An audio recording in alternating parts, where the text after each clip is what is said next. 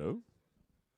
Good evening, ladies and gentlemen. Good day. If you're all standing in the back, there's actually a bunch of room up here, and you guys can go ahead and come on down. So we'll get started in about 2 or 3 minutes, and we'll get the show on the road. Looking forward to it. So go ahead and come on in, guys. Sit down. There's plenty of room up here.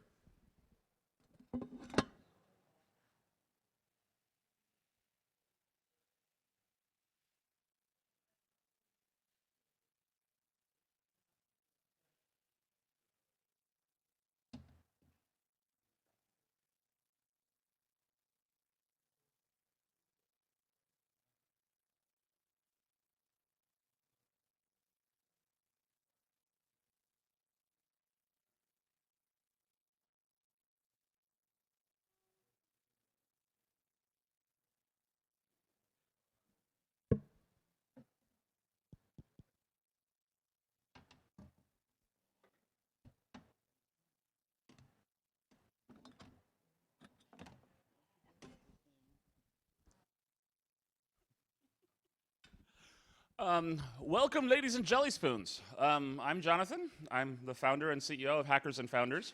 How many of y'all have been to a Hackers and Founders event before? Wow. How many of you actually know what we do? Cool. So Hackers and Founders started a number of years with me and a bunch of people in a bar talking about startups, and apparently hanging out, having beer, and talking about startups is a thing. Because there have now been Hackers and Founders events in like 115 cities around the world, 45 countries, and like 250,000 people at last count have attended like Hackers and Founders events, meetups. And we're kind of an open source brand for groups and communities of nerds building startups. 10 years, fast forward 10 years, I believe we're one of the largest communities of nerds building startups in the world. We started a founders cooperative to actually help companies establish a presence in Silicon Valley and then scale globally. We've worked with 55 companies in our co-op program. They're worth about $500 million. They've raised about $60 million, and we've had 5 exits from the group so far. If you're interested in learning more about that, go to hf.cx/co-op. We are starting other co-op programs in Mexico, Berlin, Chicago. Hardware is starting this year here in Silicon Valley, and we'll be opening offices in Shenzhen to actually help our hardware companies go to Shenzhen, figure out how to produce their stuff, come back, and be able to help our companies globalize around the world. And then in my spare time, I advocate for startup stuff and governments, and I'm on an SEC committee on crowdfunding, and I don't know, you talk to government officials and you say, hey, you know what, if you do that, do you like those unicorns, those big kind of like things that like poop gold all over the place and have a bunch of jobs and run around eating smaller startups? Well, yes, I do. So this rule, it's kind of like this little baby seal narwhal kind of unicorn thing. This law that you're going to pass is going to like club this baby seal to death, and it won't grow up into be a unicorn. Doesn't that make you sad? It does, doesn't it? Maybe you shouldn't pass that rule. And they apparently like it, and so they keep on asking me to talk to them. So about 20% of my time I spend advocating for startups, and our mission at Hackers and Founders is making life suck 34% less for founders. In hindsight, that should have been 37% because that's a prime number. I don't know. So anyway, we have a bunch of free events, and this is one of them. I've been kind of confused about kind of the big dealio about artificial intelligence because being a hipster nerd, I was into like machine learning so long ago. Oh my God. And I've just been really interested in kind of hearing what are the new developments, what's going on in the space, why is it sexy now, and cool stuff that people are actually doing. So we found some of the coolest people in AI that we could find. We are actively looking for other cool people in AI and like thinking maybe about the visual effects industry, the gaming industry. There's a lot of cool sub things that people in Silicon Valley don't always necessarily think of as like startup-y. But anyway, so this is our event today. I wanted to thank Andrew Mall, who's our guest and host here at the Microsoft Reactor Space, and I will let you take it away, sir. Thank you very much. There's no need to clap. The real speakers start in about 5 minutes. I'm just here, gonna talk really quickly about what the Microsoft Reactor Space is. Who's been here before? Okay, a few. Laugh. There's some students visiting from overseas who are laughing here like, ha ha ha, we wish.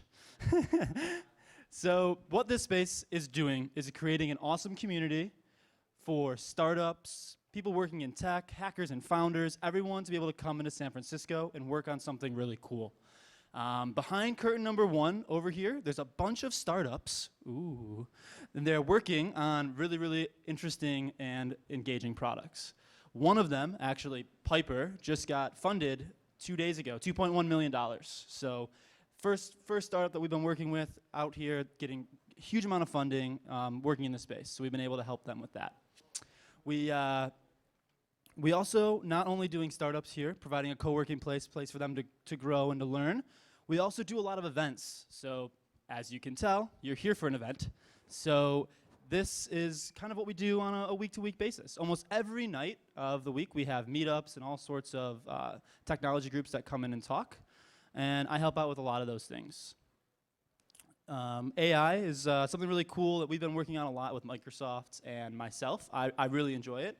And I just really quickly wanted to start with a small demo that shows just how fun and cool AI can be. So, in order to do this demo correctly, I need a volunteer. All right, come on up.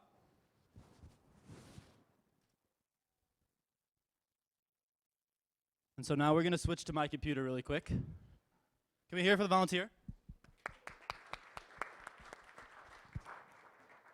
All right, cool. What's your name? Darren. Thanks, Darren. So, Darren, can you do a backflip? Yeah. All right, perfect. What? This guy. I thought I'd stump him. So what I'm going to show with this really quickly is an intelligent kiosk. So there's a bunch of demos here. The one we're going to start with here is just the emotion. So what we're going to do is I'm going to click on this, and you're going to come in here. 3, 2, 1, go. Surprise. So you can see that we're able to tell from here Darren is happy, as well as a little bit neutral. I think it's just confusion, because he's like, wait, why am I jumping in front of this thing? Okay, here we go. We'll try another one. Happy. You're just smiling. I love it. So this is like one of the ways that machine learning can be really cool in a demo is because you can go and do facial recognition. You can look at happiness and other things. You can also do things like figure out what kind of dog you would be.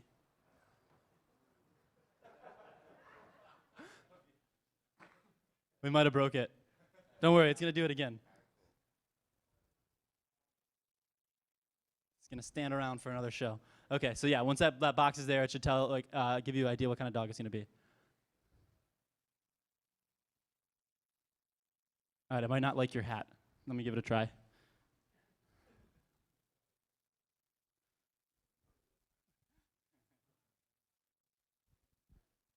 Okay, border collie, Dutch shepherd dog. You just wanted a pair of dogs. Cool, thanks. Let's hear it again for Darren. All right, so that's some of the cool stuff you can do with technology. Funny, probably, you know, it's cool to see what kind of dog you are, but we're not maybe going to save lives or anything like that. Not quite like what we're going to see from the next speaker. So I'd like to introduce Anirudh Koul to come on up here and talk a little bit about what he's been doing to help with the blind community.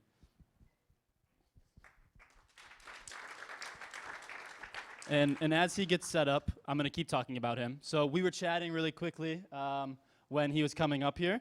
And I found out that what he's going to talk about and what he's been building was just recently presented at the White House to the Prime Minister of Canada and even to the Queen.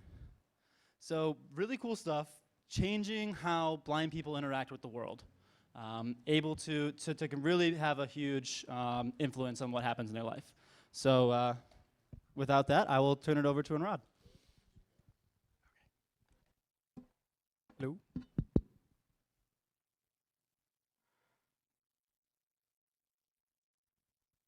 All right. I think he showed half of my demos, so that will save me some time. So we'll maybe talk about what's going on behind those demos.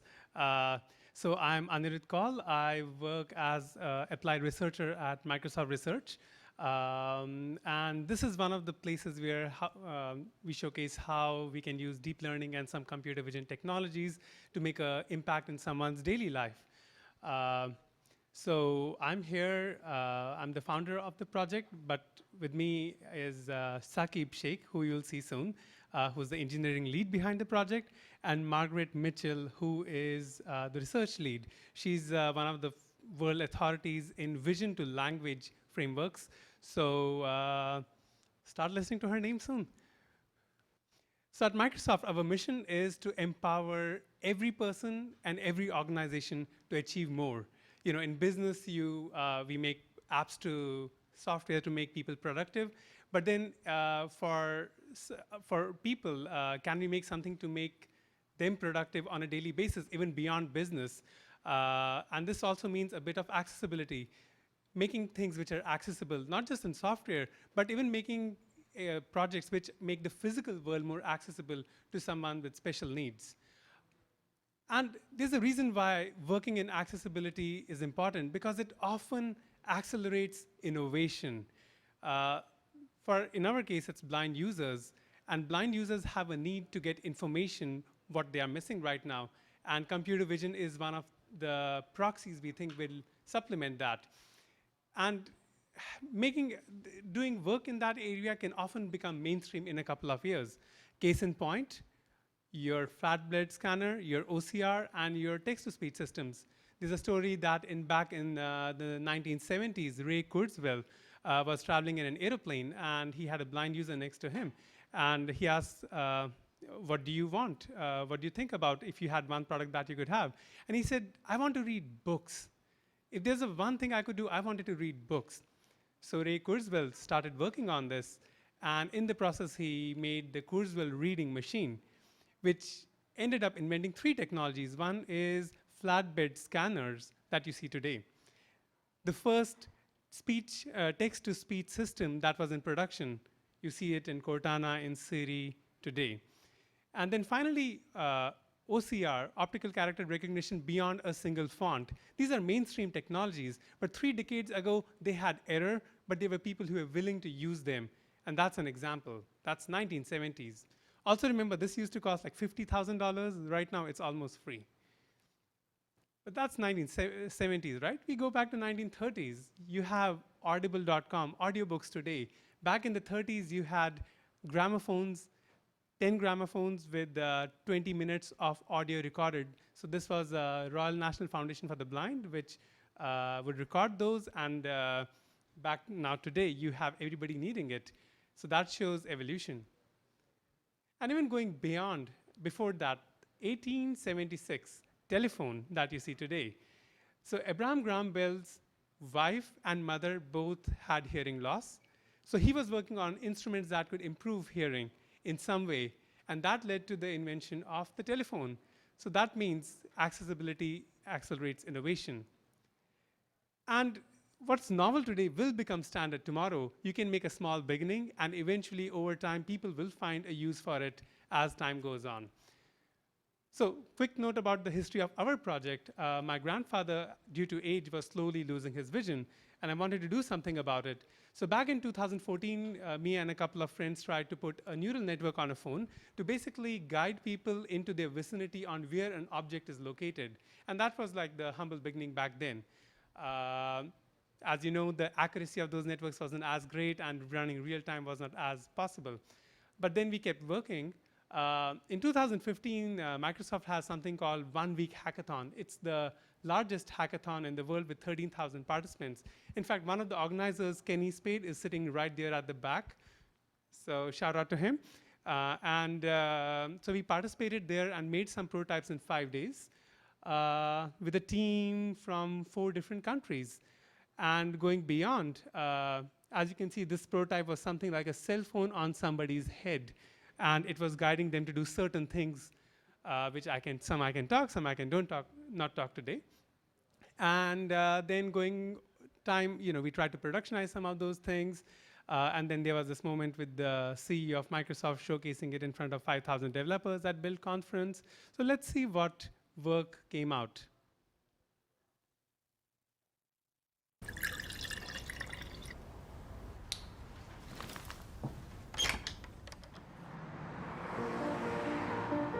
I'm Saqib Sheikh.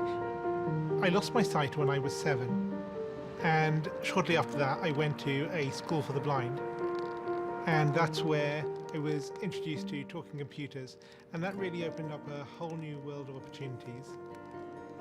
I joined Microsoft 10 years ago as a software engineer. I love making things which improve people's lives. And one of the things I've always dreamt of since I was at university was this idea of something that could tell you at any moment what's going on around you. I think it's a man jumping in the air doing a trick on a skateboard. I teamed up with like-minded engineers to make an app which lets you know who and what is around you. It's based on top of the Microsoft Intelligence APIs, which makes it so much easier to make this kind of thing. The app runs on smartphones, but also on the Pivot Head smart glasses.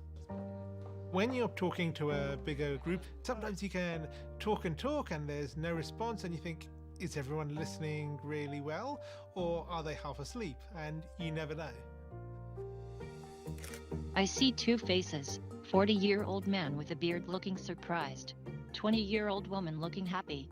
The app can describe the general age and gender of the people around me and what their emotions are, which is incredible. One of the things that's most useful about the app is the ability to read out text. Hello, good afternoon. Here's your menu. Great, thank you. I can use the app on my phone to take a picture of the menu, and it's going to guide me on how to take that correct photo. Move camera to the bottom right and away from the document. And then it'll recognize the text. Read me the headings. I see appetizers, salads, paninis, pizzas, pastas.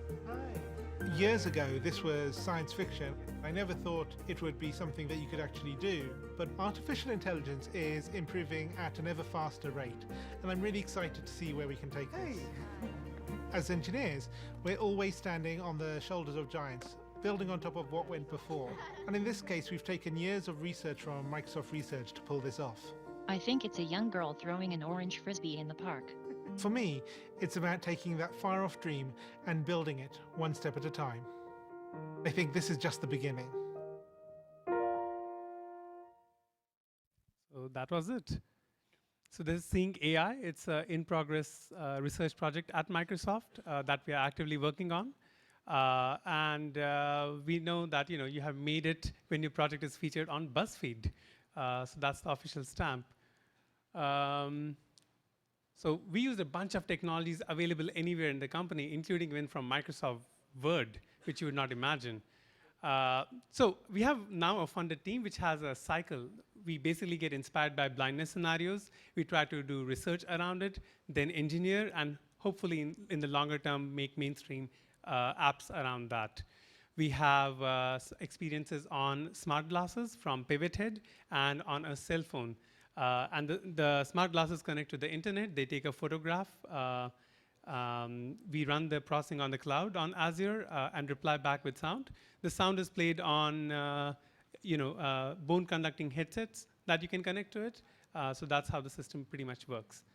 So today the plan for me is to talk about a bit about deep learning for object classification, image captioning, which is describing scenes, and finally emotion recognition and visual question answering. So the aim for today is not to actually talk about the specific techniques, but more to develop an intuition on what works, what doesn't work, and what some of the tools that are there. So you can prototype easily and have an idea on what thing might not be so good to work on right now. So the first one is object recognition. And that starts with the compulsory slide of any deep learning conference, which is how great deep learning is, the results. So back in 2011, the best system in the world was doing somewhere around close to 30% error rate. And then deep learning-based systems came, which literally started to half the error year by year. So in 2012, it was close to around 15%, and it kept going down. And the story of all this starts back in '89 when Jan LeCun started to work on the problem of how to read handwritten digits. And this was the first time when things were actually running in the wild. Before that, there were some computer vision-based learning systems, but they were very specific in industries, in factories, where the edge cases were pretty low. But here it's running in the wild. And this was all based on convolutional neural networks that you'll hear in a lot of the speeches today. And back in 2012, this is a simplified view of the AlexNet, which was the first major one to achieve the breakthroughs. So there's a deep learning computer vision recipe behind any image problem you work on. And it composes of three parts: your data, your vision model, and finally your GPU. So let's look at each one of them. So pretty close by in Berkeley, back in 2000, you had this major supercomputer. It was about the size of 2 basketball fields in 2000, 106 tons. And today, you can get the same exact power in your hand using Titan X from NVIDIA. So things have really evolved. So that part is taken care of. Then the second part, your deep convolutional neural network. This was 2012, an 8-layer neural network. That's what deep was, right? Deep neural network. And then 2014 came, and we reached to 22 layers. That is pretty large, right? The more deeper you get, the more accuracy. That's the general perception we have. And then 2015 came. And that's how big the network became. It was 150 plus layers. And as Jan Lucan says, it's ultra deep. This is like another visualization of you keep going and going into making longer and longer networks. And I don't know if it'll finish by the end of this meeting. Oh, it did. So another view is as the years went on from 2011, 12, how the number of layers have evolved. And at the exact same time, how the number of accuracy you already saw has evolved. So this system won the large-scale image recognition challenge. So the general thought is that the more layers you have, the better accuracy you will get. But that's not as simple. As you can see in this graph, having more layers, like 56 layers, actually got worse accuracies than compared to something like a simple 20-layer neural network. So that kind of gives us a thought that maybe things are not as simple. And one of the ways to think about it is that, hey, if I have a regular neural network, and I put identity layers inside it, which just propagate the data back down, this should have the exact same, at least the same amount of error. But when you start training these systems, it doesn't work as well in reality. So there's something going on. So Kaiming He and Johnson from Microsoft Research came up with this idea of deep residual networks. So they took a regular neural network, and they just put a shortcut on it to basically train a residual function.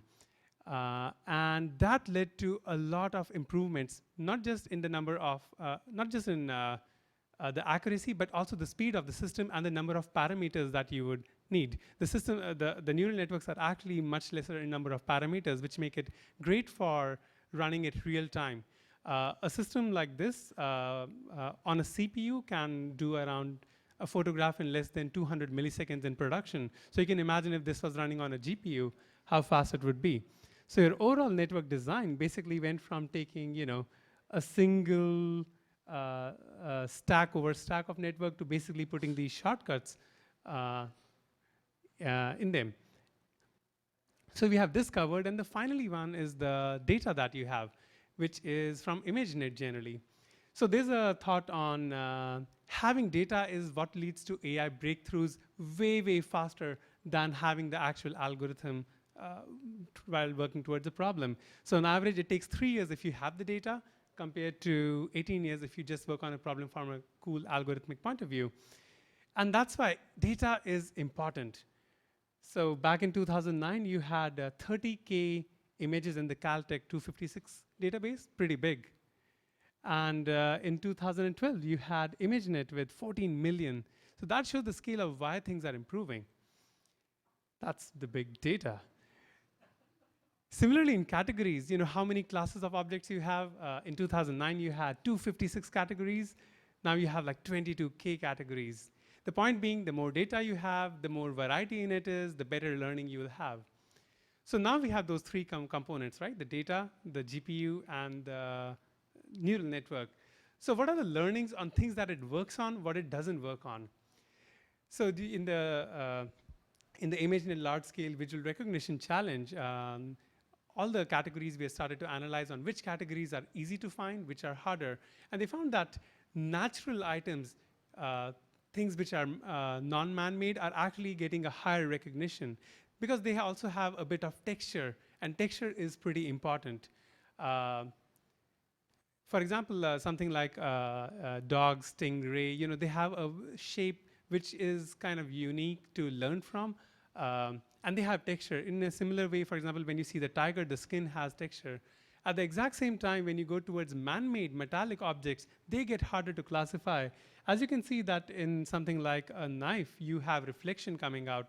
In something like a crane part, it would be a hook, would basically have the same color throughout, which gets it harder to recognize.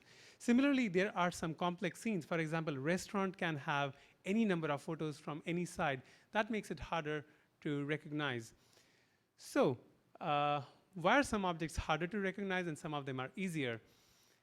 Well, the number of pixels, of course. If you have something like sunglasses, which occupy about 1% to 2% of a given photograph, they would be hard to recognize because they are so small in them, compared to something like a sofa, which generally occupy almost half the size of the thing. So when you start using machine learning APIs, you'll start noticing some of these patterns. Similarly, real-world size objects, surprisingly, really, really small things are easier to identify than medium-sized objects. So ants can be easy to identify. And the reason is because most people take photos of ants really closely. Thorns and flowers really closely. So it's kind of like a bias in the data set, but when you try it out in the real world, the pixel size in the photograph definitely makes a lot of difference. Another example is like bridges are easy to identify because they are just so large. The background around them is generally the same. For example, water under a bridge is a common sight. So these cause to learn better. Finally, texture, as I already explained. Even a little bit of texture can help. Glass is extremely hard to learn. Punching bags are hard to learn because that and a balloon can be kind of similar to learn. So that can give you some sort of intuition. So humans make mistakes and computers make mistakes. And both are good and bad at some things. Dogs have 120 different species. Recognizing them, more than 4 or 5 of them by human, is kind of hard. And computers are great at that. At the exact same time, computers make mistakes. So things which are fine are small and thin. So a bar, like in our case, for blind use case, we are trying to train for a white cane. And those are generally hard to recognize if it's just a thin pole. People go on Instagram and basically put filters, and that changes the contrast and colors by a bit, which makes it hard to recognize in certain cases. So I'm bad at understanding art, and so are computers. 3D art, paintings, shadows, they are generally harder for computers. Finally, when you take things from extreme close-ups, they get harder to learn.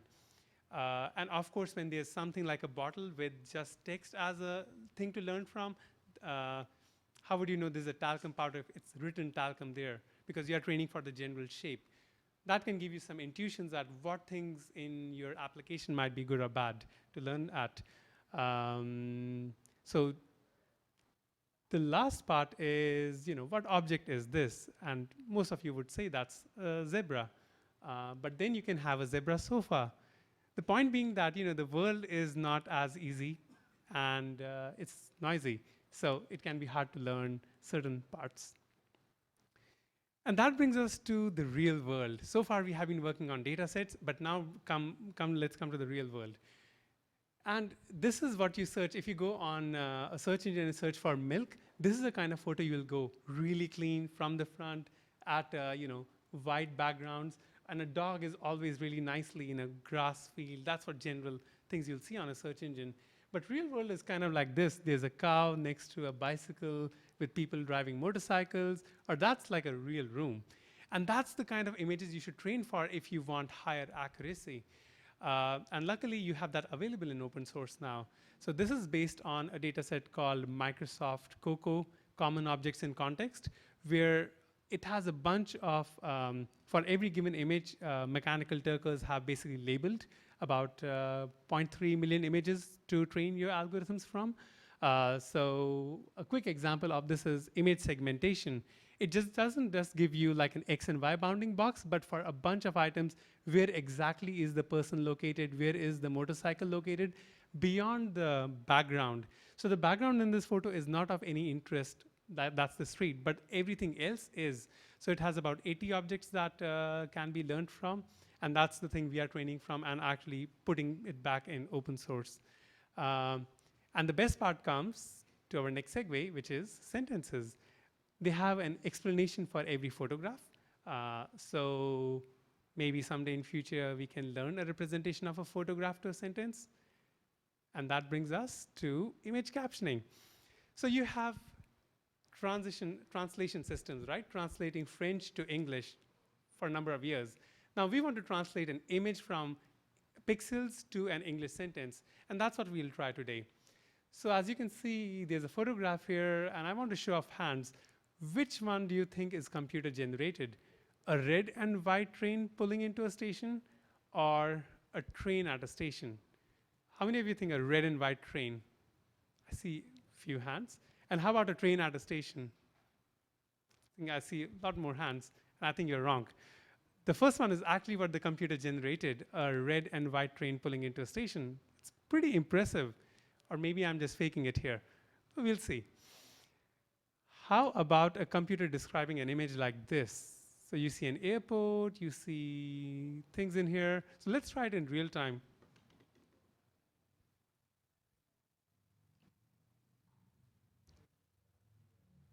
Alrighty. So I have the image, and so Microsoft has a website called Cognitive Services. It basically has APIs to a number of computer vision, speech, natural language processing, and other services. And all the research that happens basically becomes an API at the end of the day for developers. So let's try trying out this image.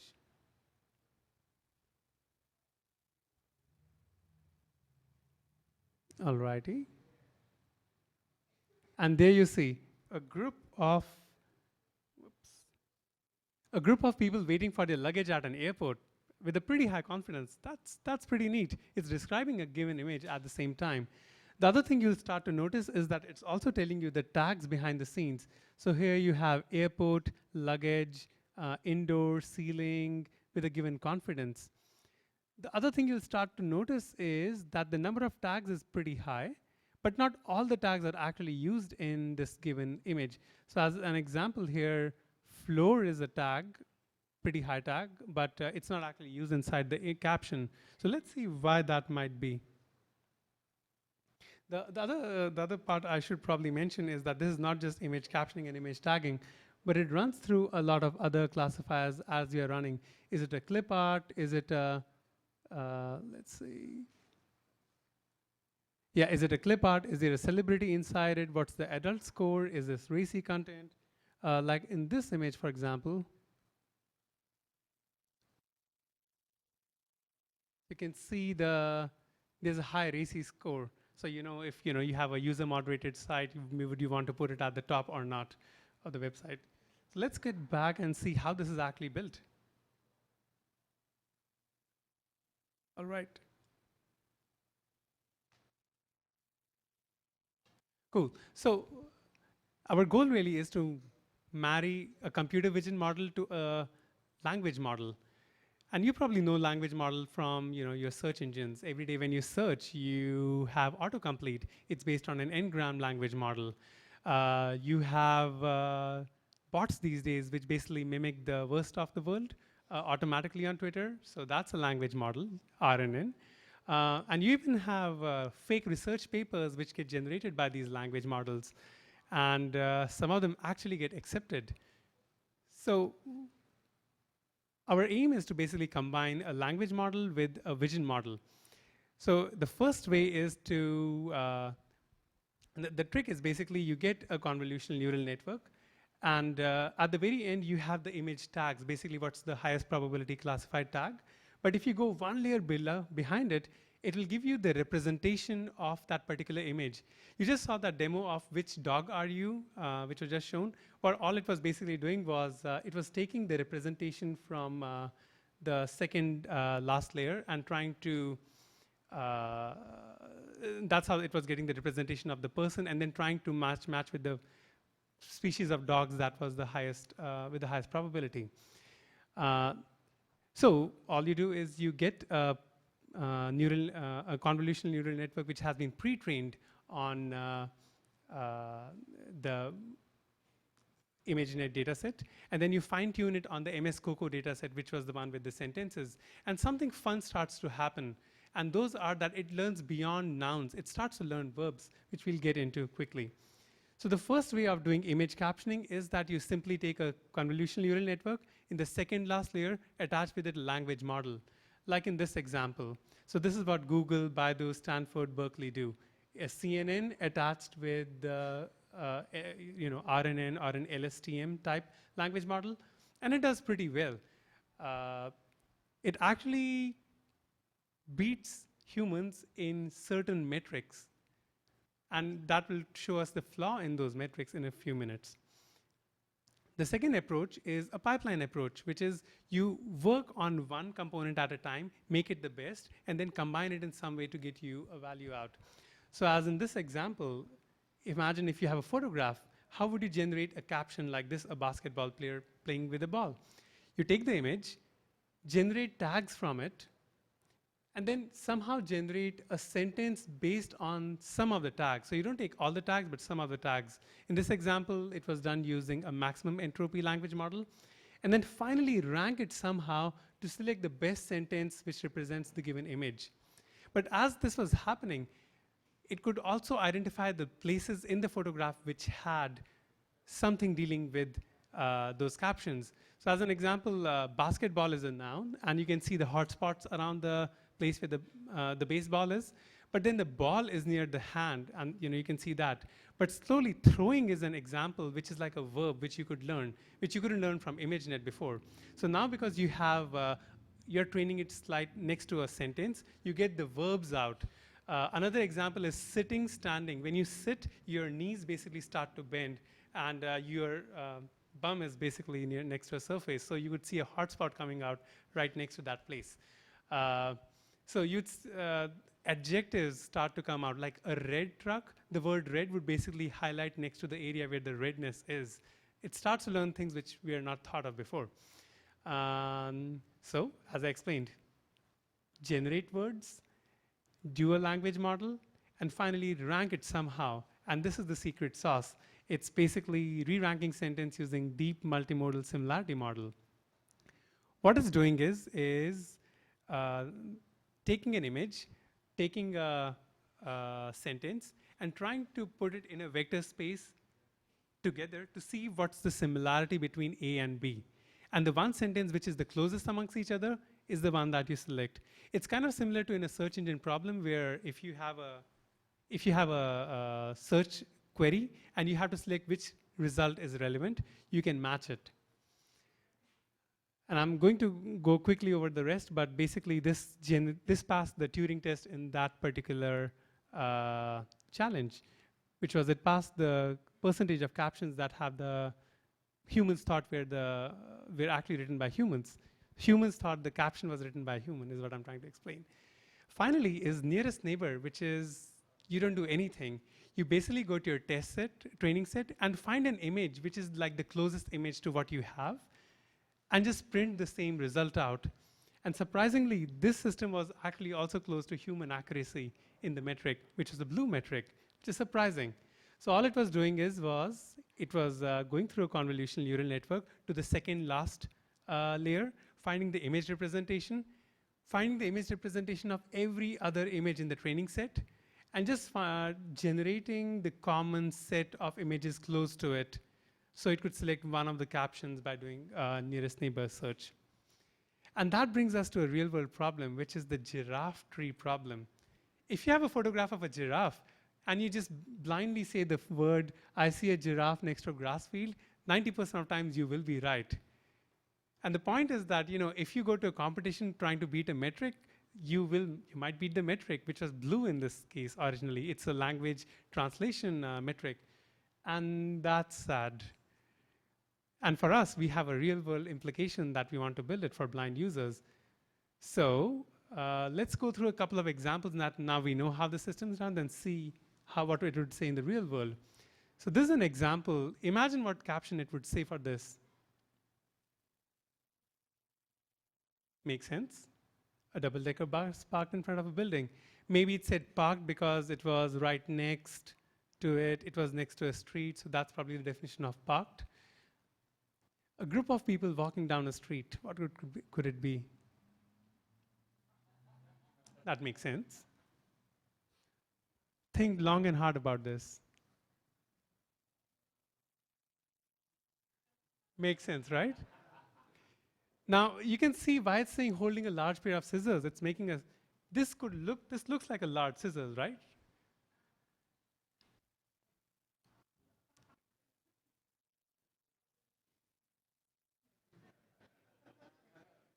Now, the key point is the system is trained on things it sees generally.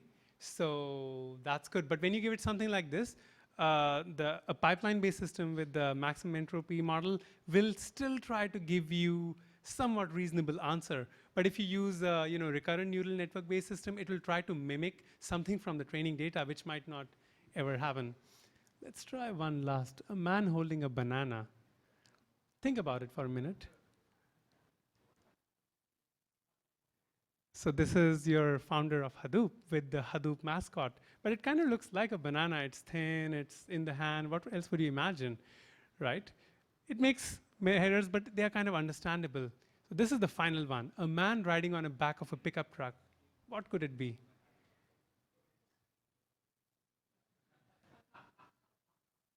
Makes sense, right? It has never seen an image like this before, even remotely closely. But maybe a person sitting at the back of a pickup truck, so the person is situated higher than that. It's trying to get the best out. So what are the learnings from all this? If you use a metric like BLUE, which is the language translation metric, it sucks. Human evaluations, getting real humans to tell if the system actually makes sense or not, is what you need. Recurrent neural networks would tend to just become a parrot, a polyparrot. Finally, if you have a maximum entropy language model, it gives the more novel captions based on the situation. And you really need to train in real-world images. Really need to do that. So my time is running out, so I will quickly go over 3 or 4 things. But actually, somebody also already showed the demo.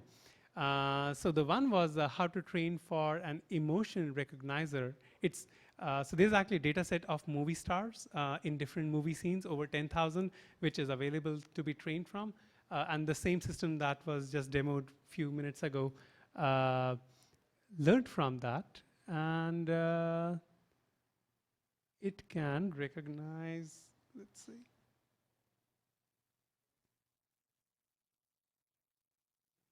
So it can recognize close to about 8 to 10 different emotions.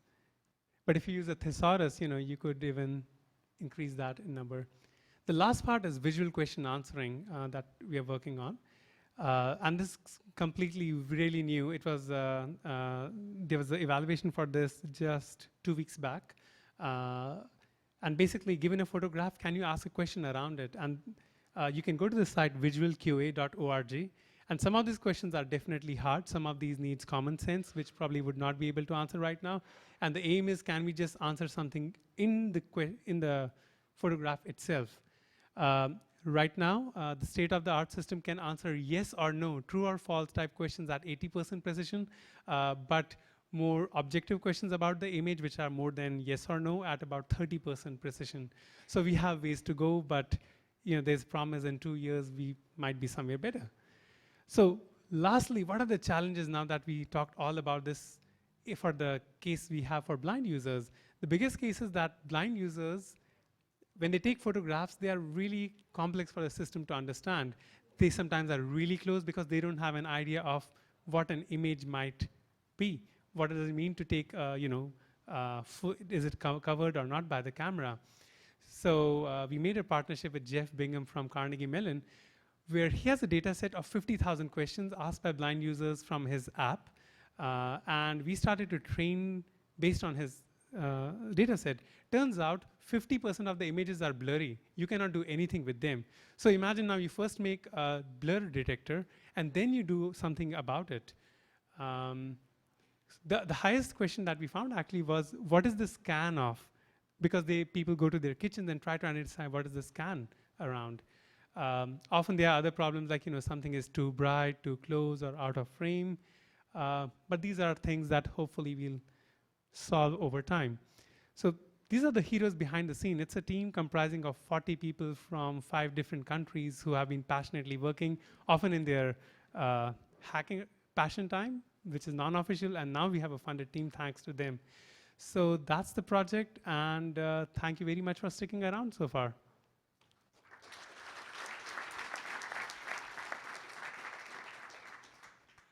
And just before leaving, I need to tell my boss I was here, so I'll quickly take a photograph of you guys smiling. That takes care of it. Great job. While our next speaker is actually coming on deck, that's going to be Mark Hammond. Is this on? Is this on? Yes, it is. Mark, so go ahead and start coming on down. Do we have time for a couple of questions? Questions?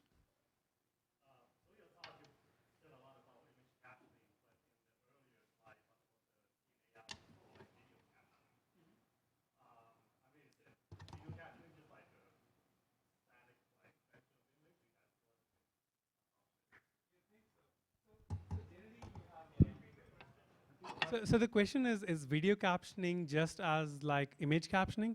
It's very related, but then you're now trying to describe a story. So in terms of video captioning, if you're walking around, you describe one image, but the second image would not be the same as the first image. You have to now say something which is differential to the very first image. So you could imagine that a blind person is walking around, he sees a scene, he walks 10 meters, and the next thing to describe to him is something which is of attention that we didn't tell him before. So that would be slightly different. Yeah. There's actually a data set just released 2 months back, which has a 5-image story. So you have 5 images, and it tells, a sentence 1, sentence 2, sentence 3, sentence 4, sentence 5, and you create a story out of it. So I think this whole area is basically driven by make a data set, wait for a year, make a competition, and then something gets into production. Yeah. 2 more questions. Go ahead. I have a question about the video you played earlier. Mm-hmm. When the blind person took a photo from the eyepiece, it Mm-hmm. basically was sent out to the internet to be processed and then sent back to the device itself, right? How come? Do you think it's because maybe there are not enough cores on the phone itself, so you can send the photo from the paired device instead of sending it to the internet, or is it like it's just a matter of like having multi-cores on the phone? So the reason for that was something like an image captioning model would be a couple of gigabytes. So loading it on the phone would be pretty slow. By the way, the glasses were working independently. All they needed is like a Wi-Fi connection, and they can just independently operate without a phone. But in our case, we have a hotspot, which is like a person running with a Wi-Fi hotspot that runs through it. Yeah, on the phone, you can do certain things on the phone, which is like object recognition. That can be done on the phone now. But something like describing, that still is like too powerful, too heavy to do. Awesome. First couple of layers, though, on the phone. Then you send that layer data to the cloud. So you're doing parting on the phone, right? True. So the nice part about that is if you send the image representation back to the server, then you have pretty much compressed the data. So you save the bandwidth on sending a large 2 megabyte photograph. And also, one other thing is that we don't pass a full 2 megabyte photograph because the neural network at the end just needs like 256 into 256 pixels. So we can compress it while sending. Yeah. Cool. Thank you very, very much. It was Thank you. awesome. And our next speaker is Mark Hammond. He's going to be talking about open source AI, which I think is pretty badass. If any of y'all in the back want a seat, there are actually seats up here. You do have to sit close to me, so that may like be a deal breaker for you guys. But if you want to chair, go ahead and come on up and have a seat up front here. And in the meantime, Mark, very interested in hearing about Bonsai.ai or Bonds.ai. Both. They both work.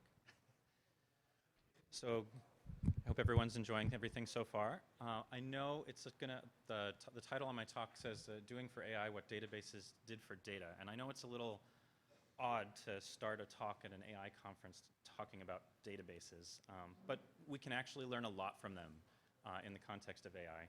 Today, they're so commonplace and taken for granted that it's worthwhile to just step back for a moment, think back to a time before they existed, and look at it, the problems people face through that lens and see what parallels we can draw to what we're doing today.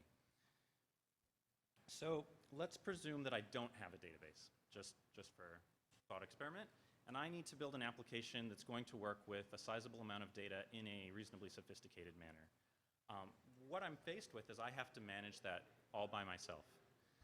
Yeah, is this better? All right, sorry. So I have to manage that all by myself. And it begs a lot of questions that you have to answer, like what data structure should I be using to store all this data? I'm probably going to use a tree of some kind. Okay, great. When do I rebalance that tree? How many nodes can I add before I have to deal with that? And as the tree grows and I start to exceed the available storage capacity on the drives that I have, how am I going to span that across disks?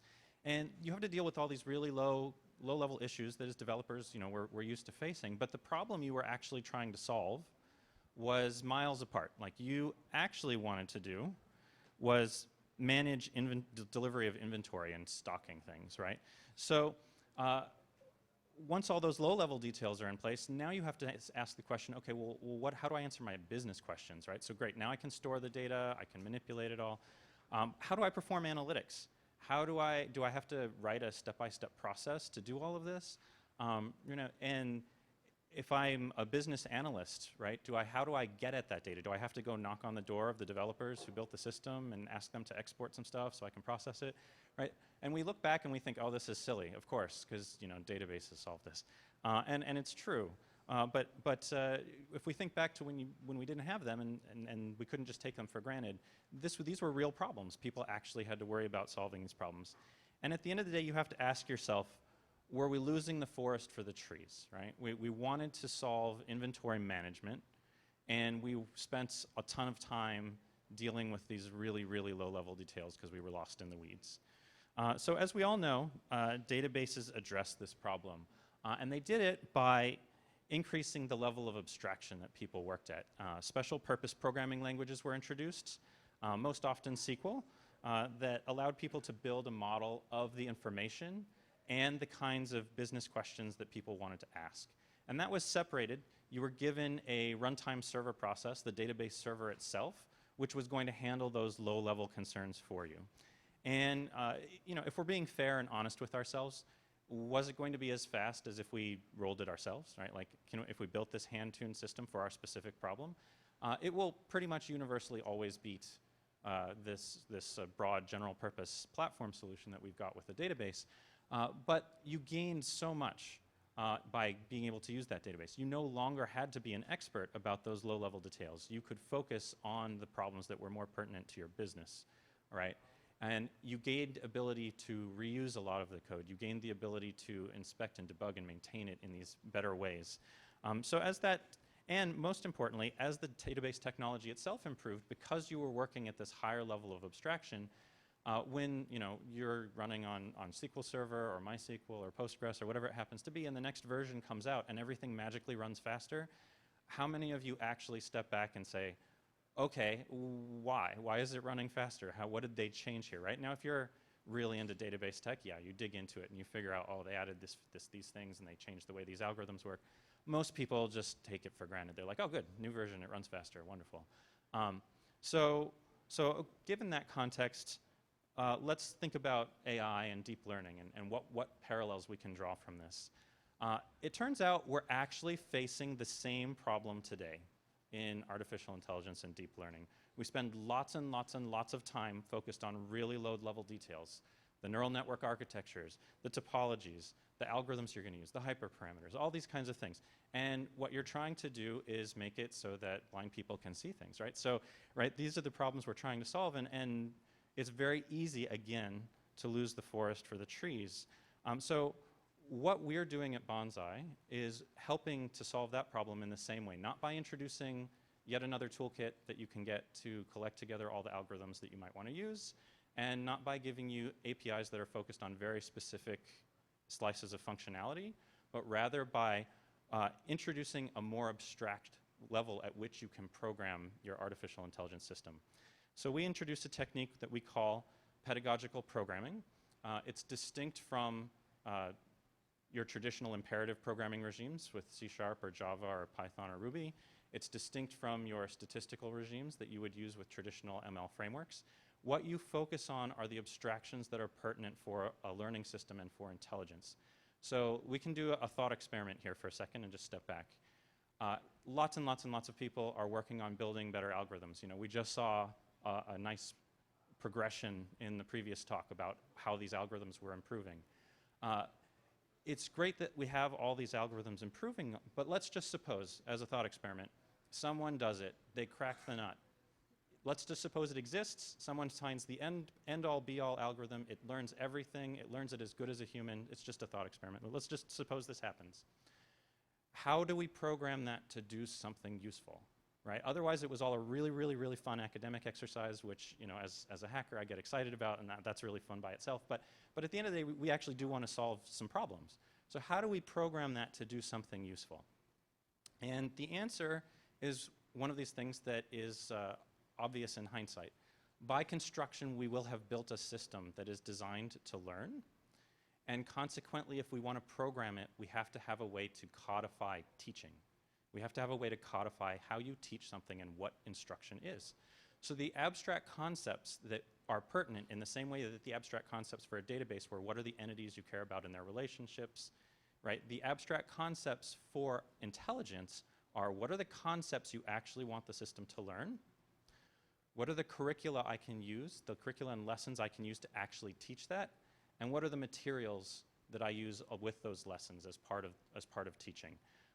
And so pedagogical programming is a technique that allows you to focus on at that level. So let's, I'm going to do a couple intuitive takes, and then I'm actually going to dive into some code. Hopefully everyone here is comfortable diving into code. So we'll do a couple intuitive takes and stay at a high level to start with. So let's say I want to build a system to predict when a stock is going to make a big move. Lots of people have thought about doing this. It's typically a terrible idea, not because there's something inherently wrong with the idea, but because, you know, 2 Sigma has a team of 100 PhDs who do this every single day. You're probably not going to beat them, right? But it's fun to think about, and everyone's thought about it at some point. So it's useful for an example. So the traditional way to teach this would be to construct whatever your candidate model is going to be. So let's say we want to build a deep learning system. I decide that for whatever reason that I choose that particular machine learning approach. Then I'm going to specify what the layers in my topology are, and it's a lot of data science, right? And I'm going to get a big data set of historical stock ticker movements, right? And I'm going to take my historical data set, I'm going to go through the motions of labeling it in some regime. I could do that in automated assisted way. I could do that in a completely manual way. I could mechanical Turk it, whatever. I go through the motions of getting it labeled. I decide what features I care about in that data. So I might decide, if I'm being overly simplistic, that, okay, I think if I compute an exponential moving average over this data and feed that into the network as well, then the system doesn't have to learn what an exponential moving average is. Great, okay, we can do this. In reality, they end up being a lot more esoteric measures that you end up designing as features, but these are the motions you go through. And then you feed the data into your model, you let it go through the training regimes that you've created, which typically things like deep Q learning or traditional gradient descent, and you see the result that comes out. And so that's the typical approach that's commonly taken. With pedagogical programming, it's very, very different. So you first have to step back and ask yourself, what do I actually want the computer to learn? What does it need to understand in order to be able to make a reasonable assessment of this problem. So if I'm going to teach something to predict when stocks are going to make big moves, I might, for example, choose to teach the computer basic technical trading analysis. And we can have debates about the merits and demerits of technical trading analysis. There are a lot of people who think it's a bunch of bunk, but it is a system that people do use to try to understand the movement of markets. So, okay, great. We've decided we want to teach the computer basic technical trading analysis. You have to tease out and identify what are the concepts that matter that the computer actually has to learn. So it has to learn things like what a reversal is. It has to learn things like what support and resistance lines are. And if you look at these graphs, right, these are the things you see on the Business Channel and the Wall Street Journal all the time, right? Reversals are exactly what you think. It's when it changes moving direction. The support and resistance lines are the lines you see drawn all over these graphs, and the trading channels that get generated. All these kinds of concepts are core fundamental technical trading analysis concepts. When you build a pedagogical programming code to solve this problem, you approach it from the direction of what are these concepts, that the system needs to learn, what kind of data do they work with, and how do they build and depend on one another. So at the end of the day, you're building a big directed graph of concepts, but it's all declarative. You've told it, this concept exists, you need to learn it, here's the other concepts it depends on. I'm telling you nothing about how to calculate it, I'm telling you nothing about, it's just declarative, right? It's just, this exists. Okay, so you build a mental model of the concept space that you care about the system to learn. Then you have to go through the motions of saying, okay, great, I want it to learn the concept of a reversal. How do I teach that? What lessons and curricula can I use to do it? And so I'm going to, again, make an intuitive appeal here. If I'm going to teach a human how to learn what a reversal is, I do not go to that human and drop a stack of Wall Street journals on the table and start circling points on the graphs and asking you to magically intuit what the heck I'm getting at, right? Like, that's just, we don't do it that way. With a human, I would go to a whiteboard and I would draw a completely hypothetical, idealized notion of what a reversal is on the board. And I would tell you point blank, you will never, ever see this in real life. This will not happen. But I guarantee you every textbook you open on technical trading analysis, that's the first thing you will see, right? Here is a completely hypothetical, idealized reversal. And we do it that way because it's a starting point. It's a place where you can start to wrap your head around what this concept is. And then through a series of lessons, you gradually introduce complexity. So you might add more complex patterns. Here's a head and shoulders reversal as opposed to a simple one. You might add market volatility, and so the data starts to become more realistic. You can do that in phases, so you add a little bit, you add more. If you take classes on this, you'll get problem sets, you'll get actual homework sets, and the homework sets will have problems that are with fake data along these lines, because this is how people learn, right? You don't jump straight to the end. If we think about jumping straight to the end, it's like the equivalent of me taking my 3.5-year-old son out back because I want to teach him to play baseball and throwing fastballs at him, right? Like, this is how we teach ML systems these days. I don't do that. I take him out back and I put a wiffle ball on a tee, and I kind of understand that there's going to be a very complex multi-year set of lessons that I have to take him through for him to acquire the skills and concepts that are necessary to play the game well. So this is all nice at an intuitive level, right? So we can take these concepts we want the system to learn. We can define that in a declarative, abstract way.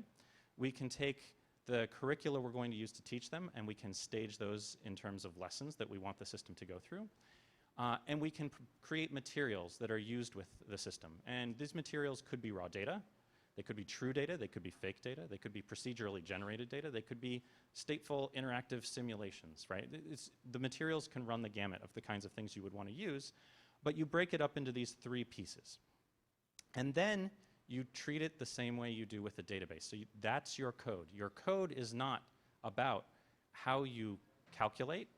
That's imperative programming. You know, we all do that. We're all used to that. It's not about how you learn. That's working on those low-level algorithms. That's the statistical, machine learning, statistical programming approaches, right? It's about how you teach. It's very, very different in that sense. And so it's not magic in a certain sense, because what kinds of problems is this good for and not good for? If you have a large data set and you do not know how to make sense of it, right? So you've instrumented your website, you're collecting lots of telemetry data, and you want to figure out how to improve user retention. and you have no idea why users are not sticky. So you want to do something with the data and figure that out. That is data mining, right? And that is something that machine learning can help you with, absolutely. But it is not something that's well suited for a pedagogical approach. A pedagogical approach assumes that you have some conceptual knowledge about the domain, subject matter, and the domain that you care about, and you want to teach that to the computer. So you have to think about things in terms of automation of work versus in terms of discovery and data mining, right? So if you're on the automation of work end of the spectrum, this is really good. If you're on the other end, it's not as good. But there's a lot of stuff that fits that bucket. And I will often get feedback from people, okay, well, doesn't this obviate the point of deep learning, right? Like the point of deep learning was we didn't want to have to tell it what features mattered anymore, right? And that's wonderful. It does, right? For many problems, you can have it discover the features that you didn't care about. And they fall out. They fall out as artifacts in the learning process. And that's useful. And with pedagogical programming, that doesn't go away.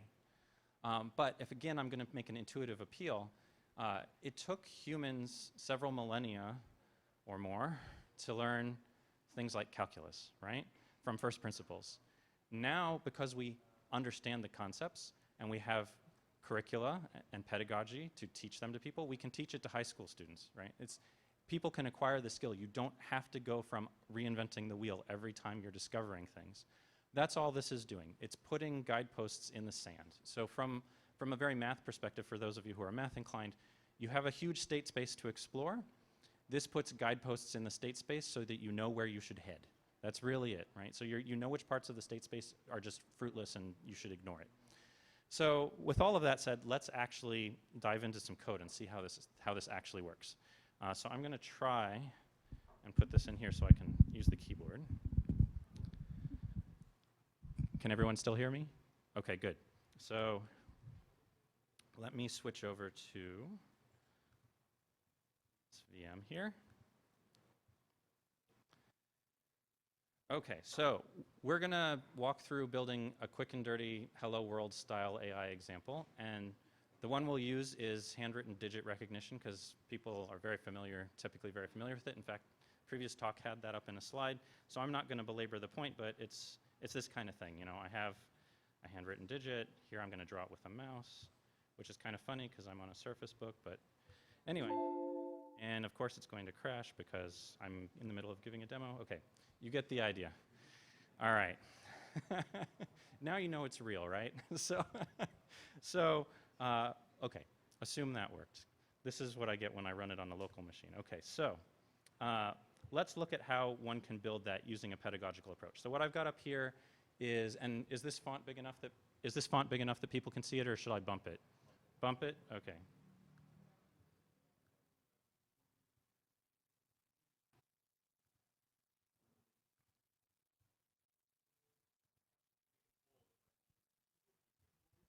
And can someone dim the lights in the back, maybe? Can we dim the lights up here? You know, I can also switch it to black on white. How's that? All right, cool. Sorry. I'm weird. Like many coders, I like my black background. So anyway, okay, so this is our IDE. This is Bonsai's IDE called Mastermind. The code that you're looking at is written in our new programming language, which is called Inkling. If it looks like a cross between Python and SQL, that's not an accident. It was designed to look like a cross between Python and SQL. So I'm just going to walk through this. And this version of the code that I'm showing you right now is the simplest possible program you could write. It's not particularly great, but it's very easy. So we'll start there. So this is going to do exactly what you think. It's going to import a utility function. Nothing exciting there. These statements here declare schemas. So this is just the kinds of data that you're going to be working with. The things that are worth noting here, there's a couple. The first is that in addition to basic data types, like here we have an unsigned 8-bit integer, you can have very rich data types. By virtue of making a programming language designed for artificial intelligence, we can specify that if you have a matrix of floating point numbers, it is an image, right? It's not just a matrix of floating point numbers. Those things should be treated differently. So when we say luminance, we're saying, yes, this is a grayscale image, right? That's what this is. So you can have rich data types, and we have rich data types for audio formats, video formats, image formats, text formats. Rich formats for a text format is this a string versus is this natural language, right? Because natural language is different than just strings. So you can capture that. The second thing to note is this bit here. So this bit here says, not only is this an unsigned 8-bit integer, but it has a constraint. It's an unsigned 8-bit integer that has to be one of the values between 0 and 9. So you can actually put constraints on what constitutes valid values. If we're trying to output something recognizing an MNIST handwritten digit, it's always going to be 0, 1, 2, 3, 4, 5, 6, 7, 8, or 9. So any other value, even regardless of how we're going to return that to the caller, it always has to be one of those values. So we let you store that. Okay, the second bit. Because the way the system is set up, you're going to take this code and you're going to submit it to a runtime server process, the same way you would submit SQL code to a database server. The runtime server process is going to take this code and generate the underlying machine learning bits for you. So the thought here is that, as with SQL code in your databases, you don't specify what storage engine to use. You don't specify what tree algorithms it should be using. You don't specify how to span volumes. You don't specify always which indices to make, though often you should. You know, these kinds of things, right? So in the same way, you're going to specify the concepts, the curricula, and the data.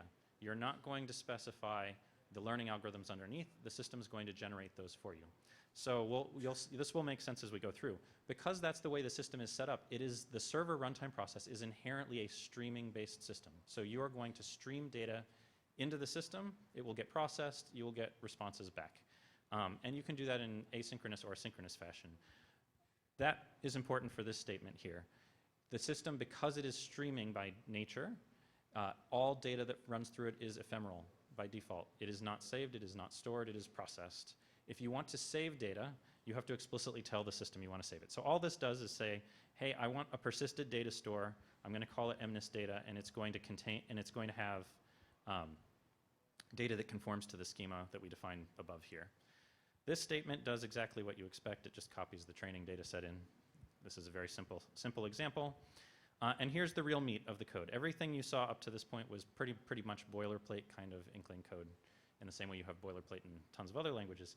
Here's where we define the concepts and the curricula. In this case, we're doing it the simplest possible thing. There is only one concept. It's what we call a bare mental model. You're not really giving it any more to work with than here's the raw data, give me the answer I want. So we're saying there's a concept we need you to learn called digit.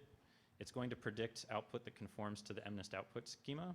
It's a classification style task. It's going to get input of type MNIST input, and it's going to feed output. This is the directed graph being built, and there's only one node in the entire directed graph, right? This is as simple as you can get. Okay, so that's it. That's my entire concept graph. Now I need to have a curriculum to teach it.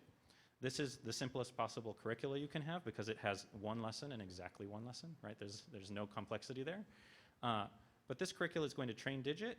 It's going to train it using data. My materials are going to be data. And my objective function, what I'm going to use to assess whether or not it got the answer right or wrong, is a simple linear distance measure. This is actually a really bad choice of objective function for this particular example because a 1 is much closer to a 7 than a 6 is close to a 7. But for the ease of just making it a hello world style example, it's okay, right? And the system will learn just fine anyway. This is going to split the data, uses that utility function we imported to split the data set into a training and validation set. And then we have the simplest possible lesson.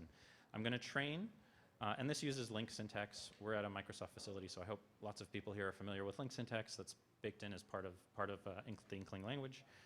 We're going to take data from the training data set, and from every item we get, we are going to take the image component, send that on, and we are going to expect a prediction back, which is the label.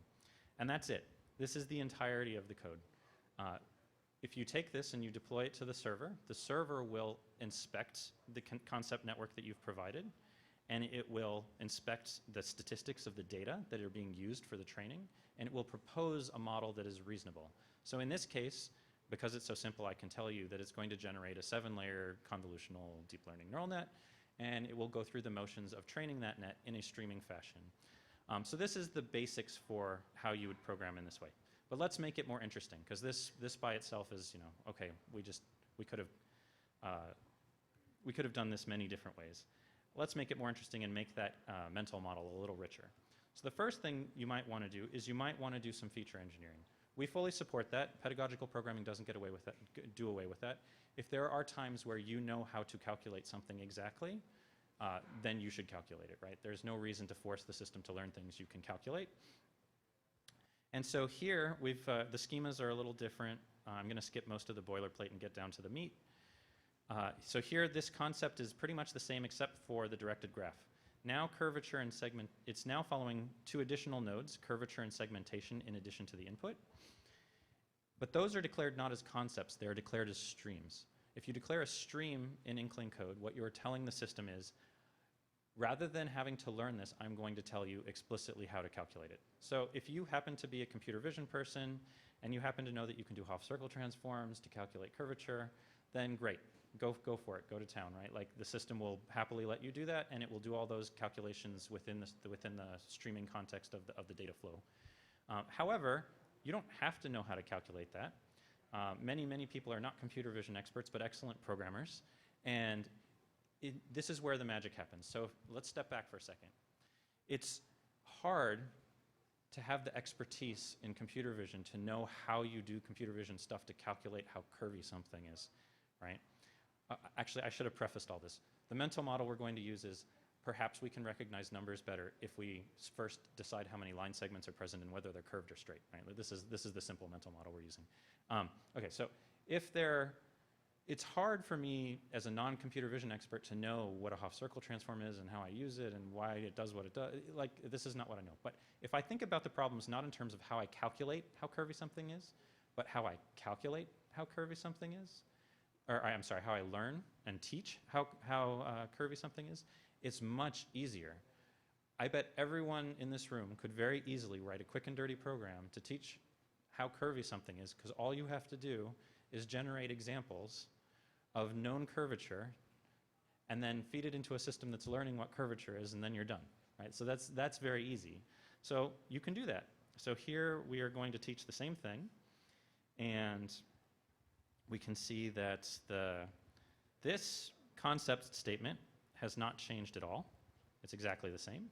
But the curvature node and the segments node are now declared as concepts instead of streams. And I will actually, let me just visualize this real quick.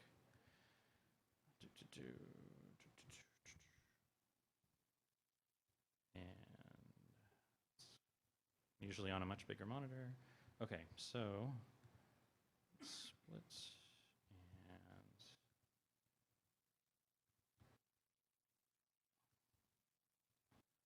All right, so here's just a visual representation of the directed graph for the computational stream processing that's going to happen.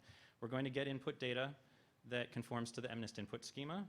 We're going to compute curvature and segmentation on top of that by virtue of learning how to do that. And we're going to learn the concept of digits. Digits being dependent on curvature and segmentation and the raw pixel data that we're getting as well. We should note here that the complexities involved with synchronizing the calculation of these various nodes in the data flow is handled by the backend server. That's not something that you worry about, right? That's the kind of thing that the server is handling on your behalf. And then we use that to make this prediction. Okay, so we have this curvature concept and the segments concept, very high-level declarative statements about what we want to learn. And now we have to have a curriculum to teach them. We're going to use the exact same data-driven curricula to teach the digits concept. That won't change. But let's go to curvature, which is what we were looking at before. Now this starts to get more interesting. So here I'm going to teach, here's my curriculum for teaching curvature. I'm going to train the curvature concept. I'm not using data. Now I'm using a generator. This is procedurally generated data. I'm going to use the generator called curve generator, which begs the question, where the heck did that come from? I'll show you that in a second. And curve generator is going to take a 32-bit floating point number, which is the curviness, and learn to predict have the curviness training data for use in, well, actually, let me go back up here. Sorry, I'm misspeaking. The concept is going to learn to predict the curve output schema. And here we're going to be passing in the training data. The objective function we're going to use is curviness. Again, where is this defined? I'll show you that in a second. But here's the lessons we're going to use. The first thing we're going to do is we're going to teach circles. So we're going to configure our generator with a constraint that the curviness should always be 100%. It's a circle. 100% curviness we arbitrarily define to be a circle, okay? And then we can select an item from the curve generator, send the image, and expect back the curviness level. If we're going to teach lines, we can constrain it to be 0%. And if we're going to teach curves, we can constrain it to be some floating point number between 0 and 100%, right? So this is not terribly exciting. The thing to note here is actually this line. Lesson curves follows circles and lines. This matters because what we're doing is we're saying to the system, look, if you want to have this progression, how you learn things, it's going to be a lot easier for you if you first grok what a circle is and what a line is before you start trying to figure out what arcs of arbitrary curviness are. This is, again, am I going to just drop the stack of Wall Street journals in front of you, or am I going to start to go through the motions of breaking it up into smaller lessons where I introduce complexities? So this is just a way to express what those are. The system, when it's training, will use this curriculum, and it's not going to follow it prescriptively. It's not going to always do circles until it gets circles with 95% accuracy, and then lines until 95% accuracy, and then curves. It's actually going to do adaptive learning. So it's going to jump back and forth between which concepts it's training and which lessons it's using to train them in a mechanism that's designed to optimize how quickly and effectively it can train the system, right? So that's the goal. So that's the curriculum for teaching curviness. Let's see, there was this missing piece here that I promised I'd come back to. What is this curve generator, right? And what is this curviness objective function? Well, that you get to define the way you're totally used to doing. So I have here, curve generator.py. So here, this is just normal Python code. You can do this in any of the languages that we have a library for, or if you're a glutton for punishment and you want to learn our wire protocol, you can do it in whatever language you want. That's fine too. But we have nice libraries for Python, so I'm doing it here. You import the Bonsai library, and you're going to declare that you are making a generator. So here I'm making a generator, and all I have to do, because this is fairly simple, is when I'm asked to return a piece of data by the system, I'm going to generate a new image. This is just using PIL. There's nothing exciting here. I'm going to generate a new image, and depending on the curviness level that the training system, the instructor part of the server, decided it wanted to try to teach at that particular moment in time, it will proceed to do the right thing. It's going to draw a line, it's going to draw a circle, it's going to draw an arc, and it's going to expect back a value where you can define also in your code what the objective function is. So you get to do that in the context of your existing applications in the mechanisms you're used to. And doing it in this method allows you to now split these things up, right? This bit that we just did in Python, that's the materials you're using. The curriculums are well separated and abstracted out, and the conceptual network you're trying to have it train are abstracted out. And you'll note that at no point did we tell it, use a deep learning net. We did not tell it, use a support vector machine. We did not tell it any of these things. The server handles that for you. So all this code gets handed to the server compiles it, based on a lot of heuristics and a lot of learning that it is doing itself on things that it's tried in the past, will propose a machine learning topology that it believes will work. And it will then proceed to train it for you using the curriculum you've provided. So you get this nice separation between these pieces. So let's look, that's a nice hello world example. Let's look at something a little more real. Still toy, but a little more real. So how many people are familiar with the work that DeepMind did to train a system to play Breakout?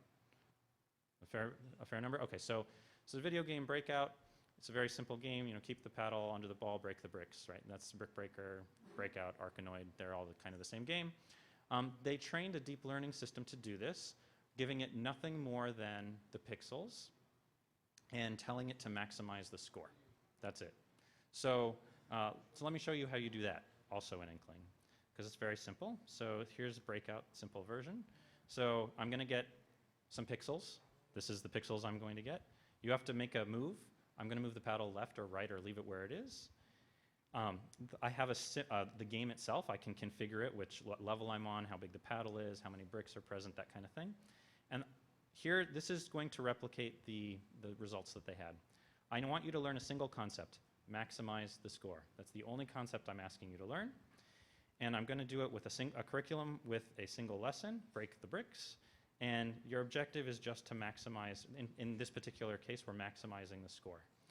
It's named Q because of some internal, it's using a deep Q learning technique. But to do that, again, that's abstracted out so you don't know it. The key here is all you're saying is you're configuring the lessons and you're training on it. You haven't really given it a rich mental model to play this game. But even with just this being the code, it will learn to play the game. So if I switch off of here for a second, I can train. Here's an untrained when it's just starting. Okay, it's going to start to play the game, and you'll see that it's really dumb, and it puts the paddle in the corner, and it just sits there, and it doesn't it doesn't know what it's doing, right?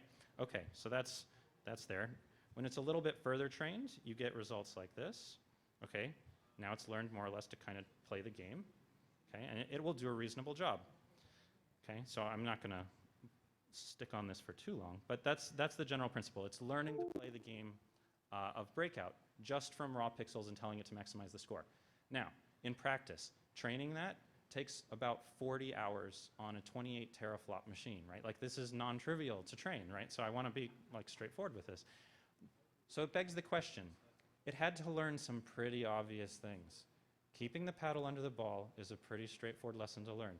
Okay, but that requires you to know what the ball is. Okay, we need to learn to track the ball. Okay, so let's build a slightly more sophisticated mental model for how you play Breakout. So I'm going to do that. We're going to load up this code here. So now instead of having a single concept, I'm going to have a concept for ball location. I'm going to have a concept for keeping the paddle under the ball, and then I'm going to have a concept for high score. And keeping the paddle under the ball is going to follow from the raw pixels as well as the ball location. Getting a high score is going to follow from keeping the paddle under the ball as well as the raw pixels. And we're going to have curriculum to teach that. So, okay, I want to teach you to track where the ball is. What's the easiest thing I could do to make it really obvious to track where the ball is? I could get rid of all of the bricks. No bricks. Okay, great. Lesson, no bricks. So we're just going to constrain the brick percentage, right?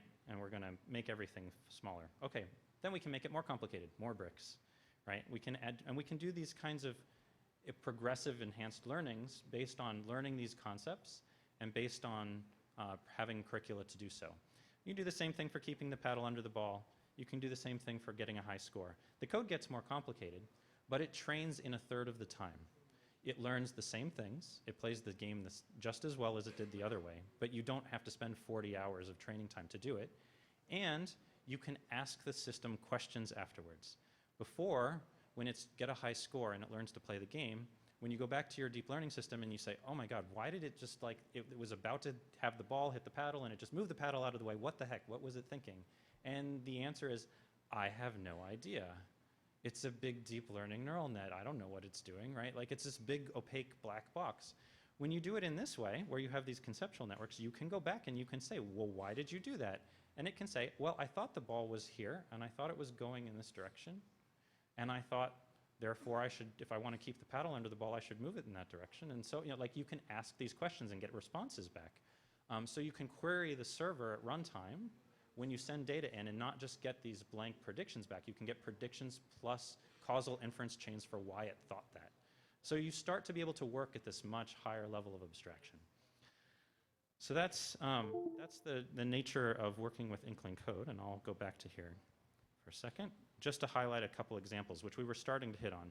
So what kind of benefits do you get from this? You get code reuse and sharing.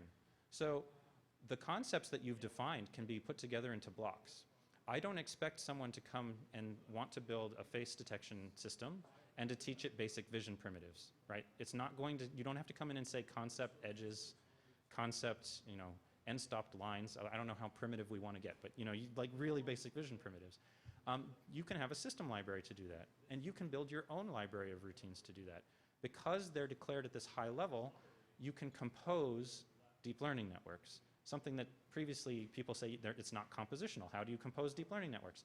Well, you're not composing deep learning networks, you're composing concepts The server is deciding to what extent it can reuse what it's already done to compose it and whether it needs to retrain it. But at the conceptual level, you can compose all of this stuff easily. So your code gets reuse and sharing abilities. The second is you get to debug. So we just talked about how you figure out what's going on inside the system. You can do that now. You can inspect. You can go to the system and get interesting feedback beyond that, though. You can go to the system and say, hey, I wanted to learn when you were making these predictions. I wanted to see, let's use calculus as an example, just because it's easy to think about. I wanted you to learn what a derivative was, and I asked you to do it, and I just gave you that concept, but I went straight from arithmetic to derivatives. If the system won't come back and say no, the system will come back and say, as a debugging and warning message, hey, we were able to learn this. It required me laying out a ridiculously deep neural net to learn this.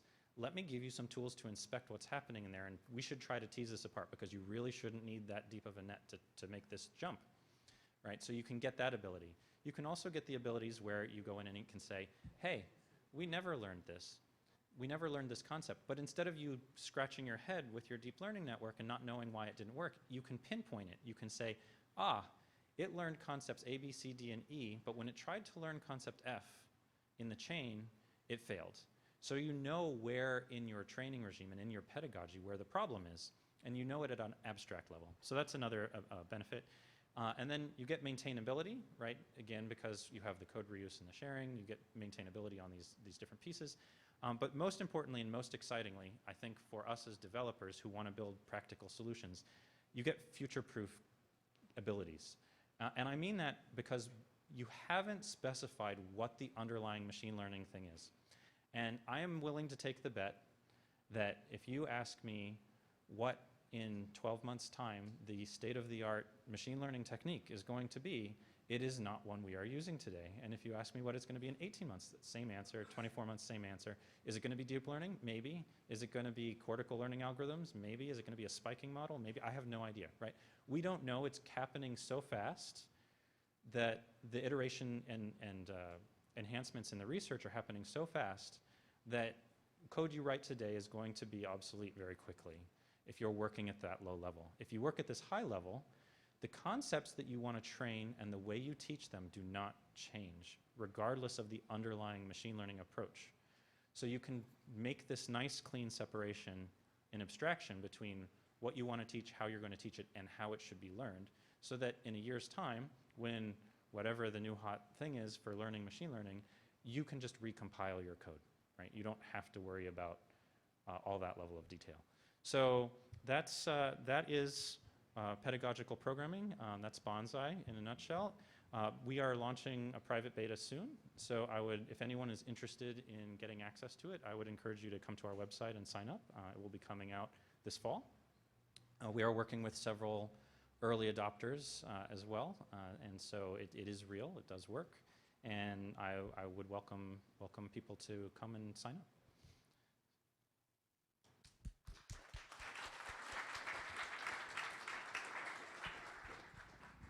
How much of an abstraction do you actually draw over the hardware? Like, do I actually have to set up my own kind of compute cluster to actually install Bonsai on? It's an excellent question. So there's two models in which you can use the system. One is the cloud-hosted model, and one is an on-prem deployment. It is just a piece of server runtime software like anything else. And for many of our early adopter customers, they have data sensitivity needs. They need to run it on-prem. However, not everyone has 28 teraflop machines sitting around. So we do have a cloud setup that we've created. And the way the system will work at the end of the day is actually, it's a freemium model. So you can come in, you can download all the tools for free.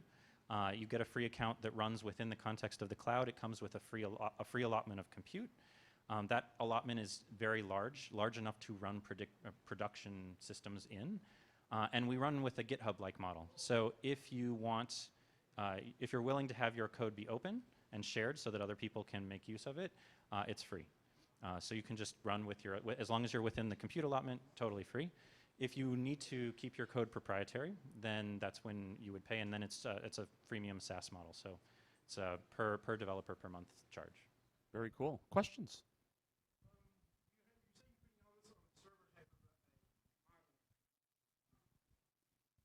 you're saying you're putting this on a server type of model. I'm wondering how much access do you have to the neural networks? The reason I'm asking, I'm interested in what the computer's imagining, and I need to get to those different layers to do that. So do you still have access to those?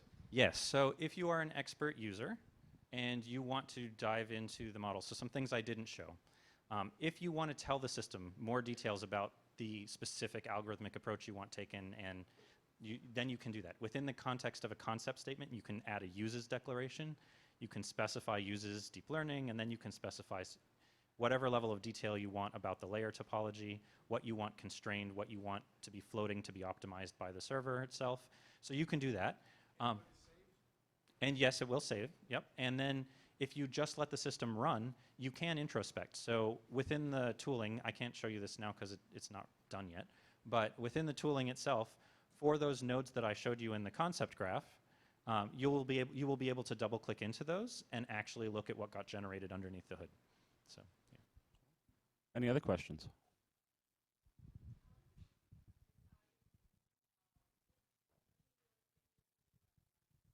How does the machine decide which machine learning technique to use? Yes, so there's two principal components on the back-end server. One's called the architect and one's called the instructor. The instructor is responsible for managing the curricula. The architect is responsible for taking the compiled intermediate representation of your code and generating that machine learning algorithm choice. And it uses a variety of techniques to do that. The two that are most pertinent at a high level, and then I'll dive into some low-level bits for those of you who are interested. At a high level, it uses a whole suite of heuristics. So in the same sense that your C++ compiler has heuristics for unrolling loops and all sorts of things that are tips and tricks that it can make use of, we have the same. So it will, for example, as heuristics, look at the types of data you're sending in. If you send in imagery data, it's going to know that it should prefer convolutional neural networks over certain other types of models, right? If it looks at the data declarations that you've made and it knows that the image formats that are going to be streamed in have dimensionality of 1000 by 1000, then it will know how many kinds of convolutional, the number of convolutional layers it will need, things like that. So those are the basic kind of things. And then it can use more advanced things. When it looks at the curriculums, it will do things like, if you are training with a simulation that has state, and it will know that because, as you saw in the code, you have to tell it it's using a simulation. It will know that it needs to use techniques like deep Q learning or actor-critic models, all these different kinds of things that make sense in those contexts, whereas if you're training with raw data, it can make different choices. So that's another level at which it works. And this just goes on and on. So there's a huge compilation of heuristics. Basically, the same kind of tips and tricks that people do today by hand, with just from their own knowledge. We're trying to capture and codify that as to be automated by the compiler. Now, I want to be fair, right? So if you are a machine learning expert, just like I said with the database, you could hand tune this better than this. This is not magic. And in the beginning, with C++ compilers and whatnot, there was resistance because, oh man, performance overhead. I'm going to write my C code. Forget it, whatever. And there was times, I actually used to work at Microsoft a long time ago, and I worked on many of the early versions of Internet Explorer. And my job was porting, at one point, was porting it to run on MIPS and Alpha and PowerPC processors. Yes, and I know, it's kind of crazy, but Windows ran on those systems way back in the day. And I hand-tuned assembly code, right? We were hand-tuning assembly code to make that work because the compilers weren't good enough at that point. And today you better have a really darn good reason to be writing assembly code, right? Like compilers are really, really good at it now. Ours is in the same place. So I don't want to mislead people. If you are an expert, you can beat it, right? In terms of the models it's going to generate. But it will generate models that work and that you don't have to know how they work. So a little bit lower level, you can add, in addition to the uses declarations, you can add hinting. So there is a mechanism by which you can hint the system to tell it that things have spatial locality, for example. It will be able to lay out more intelligent networks in that regime. But again, we try to do that at an abstract level. You're not saying use a convolutional network. You're saying it has spatial locality, right? There are different levels of detail. So you can do that level of hinting. And then if I'm going to go to the lowest level of detail to answer the question, the actual architecture for the backend that does that the engines that do that, is set up in the same way that DirectX is. So if any of you have programmed with DirectX before, there's two sides to it. There's the side that everyone thinks about and is familiar with, and the side that very few people ever see. The SDK is the side everyone's familiar with. You know, I want to actually declare a scene, and I'm going to put lights in it, and I want to render it or whatever if I'm doing graphics. Great. The side that people don't see is the side that's used by the hardware developers. So when NVIDIA and AMD and Intel go to make their chips, they actually have to make it accelerate all those APIs that you wanted to call. So there is a side of DirectX that allows people to do that. The engines that get built for these algorithms follow the same model. So there's the SDK side, which is what I was showing you effectively today. But there is, we actually have a part of our system called the IDK, which is the Intelligence Developers Kit. And that's what you use to codify all those heuristics. So at this moment, that's all written internally at Bonsai. But we do intend to open that up so that if you are someone who's working on core algorithms and you want to add your support for your algorithm to the system, you will be able to do that. But that's not happening in the near future. That's coming down the road. Very cool. Any other questions? I think we have time for 2.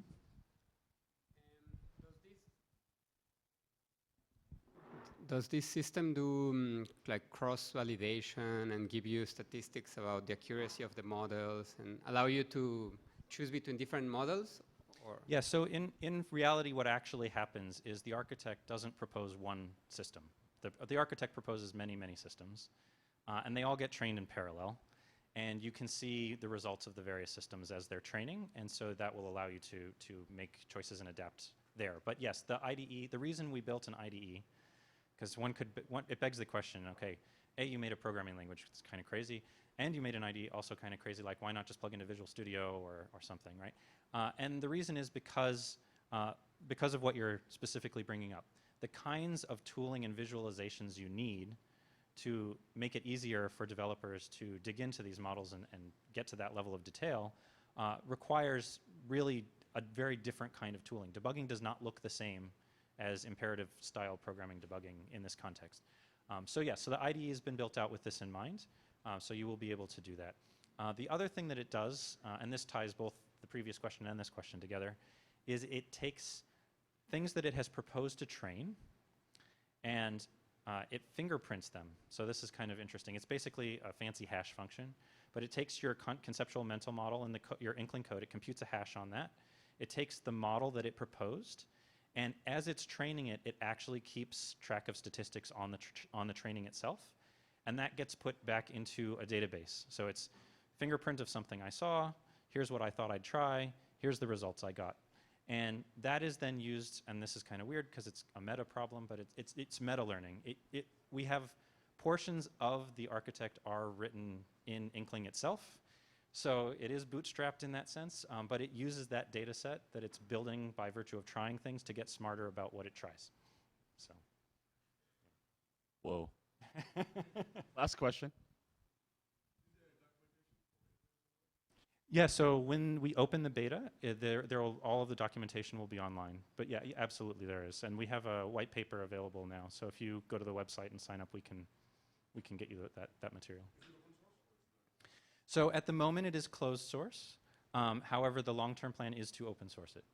So yeah. Okay, so what you were just saying a minute ago is basically the system is learning from itself. So if I write Inkling code, it will learn from how it learned from my Inkling code? If you write Inkling code, and your Inkling code proposes to do a specific kind of mental model, these kinds of concepts in this arrangement, the fingerprinting technique that we use, the hash that's calculated, is going to compute something where if it has seen things that look similar in the past, it will be closer, right? This is just the nature of the way the hash function is written. So it will be closer than that, closer to that. And so it will try, when it's searching algorithmic topology space of what it can do, it will start closer to that and move from there. So it's limiting its search. So it doesn't just have to do a dumb grid search, right? It can do a more intelligent search of the space. But by virtue of trying whatever it just tried, it adds a data point to its set of things that it's using. So yeah, so it's learning, it's not taking your code wholesale, it's taking a fingerprint of your code. Right, so that we're not saving your code for everything you compile. We're just learning for structures that look like this, what kind of learning algorithms are well suited. So basically, if I were to try to write a brick breaker playing game, it would do it faster because you've already done that. That's exactly right. And so when we have the beta go up and people go in and they try to go through the SDK examples, in all fairness to everyone in the audience, they will run atypically fast. And it's just because everyone has run the same exact SDK examples before, and so it knows really well what works, and it can just do that right away. But yeah, that's the nature of the system. And my last question is, have you actually put in sufficient safeguards around the system so that when it becomes self-aware, we can actually unplug it? That's an excellent question. Morality, sir. Morality in computing. Yes, yes. So actually, I gave an entire talk at MIT Enterprise Forum on exactly this topic. The short answer to that, and I'll refer people to the longer talk, but the short answer to that is, in the world of intelligence, people conflate intelligence with agency. They are not the same thing. They're completely separable. And in fact, doing things in this pedagogic approach, where you are giving it the entire conceptual model that it needs to learn, increases the obviation of the need for agency. Right? One of the chief utilities of having agency is that the system can then add concepts at runtime that it wasn't already told about. And by virtue of us just letting you tell it about it, you don't have to do that at all. So it actually makes it easier to not add agency to systems as opposed to the opposite. Thank you very much.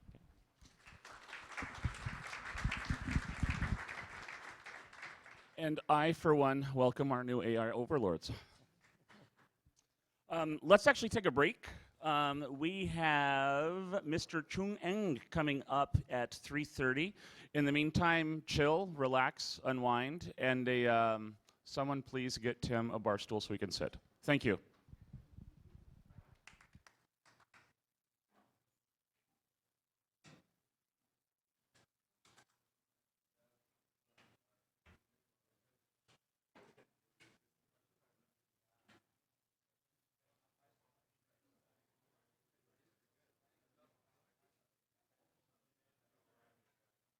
I have not seen anybody trying to do what they're doing.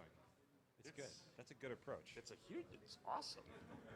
If they can actually be the database for AI. I would lay $1 that they either sell in the next 6 months for a lot of money, or they sell later for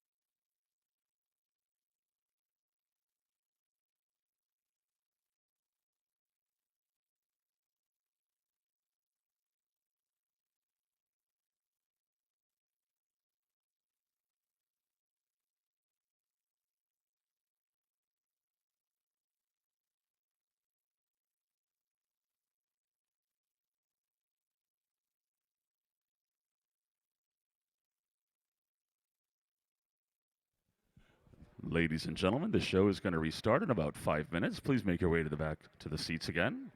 We will have happy hour, yes, beer, yes, food and beer at 6 o'clock. We will restart the show in 5 minutes.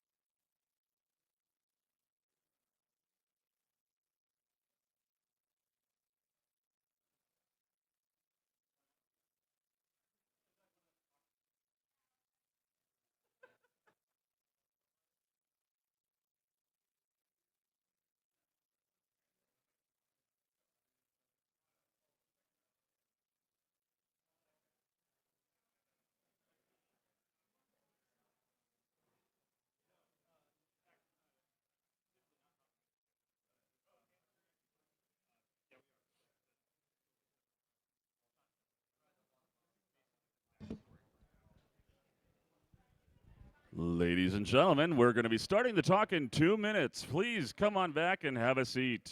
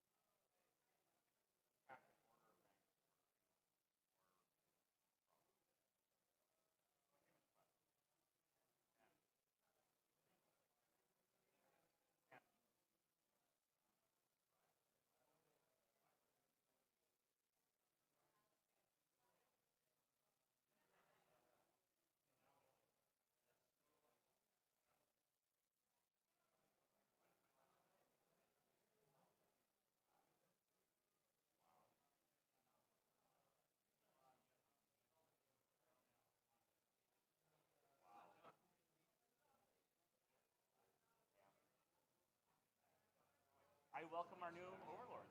I'm telling you, I'm excited.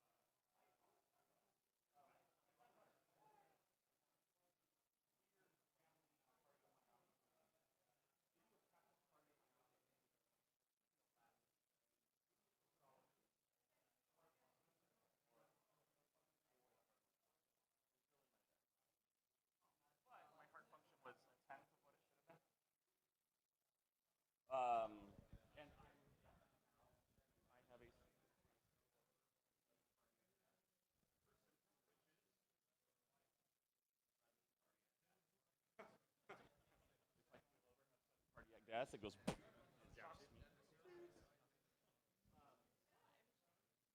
a little disturbing when I have my friends in the security space say, no, get away. You're moving to the quiet zone. And then I'm at the cardiologist's office. I'm like, is this going back and forth? Like, you put the data on the device. He said, oh, no, yeah, it's very secure. We use a special band that nobody else. Here's what you asked me, though. Where is my king material? I didn't give it to you. All right, ladies and gentlemen, let's get this show on the road. Our next speaker is the one, the only, Choong Ng. Choong actually has the dubious distinction of being in one of our very first Hackers and Founders events ever, like 9 years ago.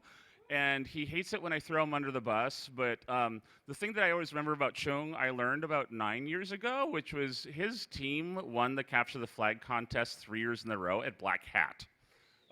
Which, respect.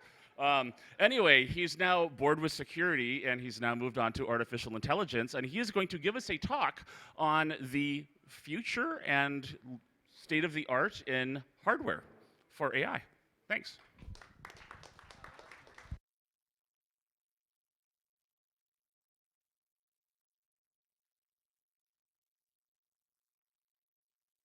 How about now? Oh. It was actually DEF CON. We won 3 years, and then we ran it for 3 years, and then we decided that we would enjoy the conference. You were there. Let's see. It would have been 7, 8, 9, and then 10, 11, 12. So a couple years ago. I think they're on 23 or 4. Let's see. Is this working? Okay, so about me. Jonathan's correct. I came out of the security business. And then back when I met Jonathan, I actually had moved to the Valley to transition to doing consumer tech. I got tired of working with strange, slow, big companies and quasi-government entities. And so that was sort of the basis of our friendship, is we were both learning how to do consumer web tech around the same time, which is quite a while ago now. So, title of my talk, Human Scale Robots. Why not now? Why don't we have robots around here serving drinks or cleaning up after us? I've been interested in robotics since way before I was interested in security. But roughly every 2 years since I saw a computer, I've looked to see, can I build something that is interesting to me, that does, has an interesting set of behavior at a human scale? And forever and ever, the answer has been no.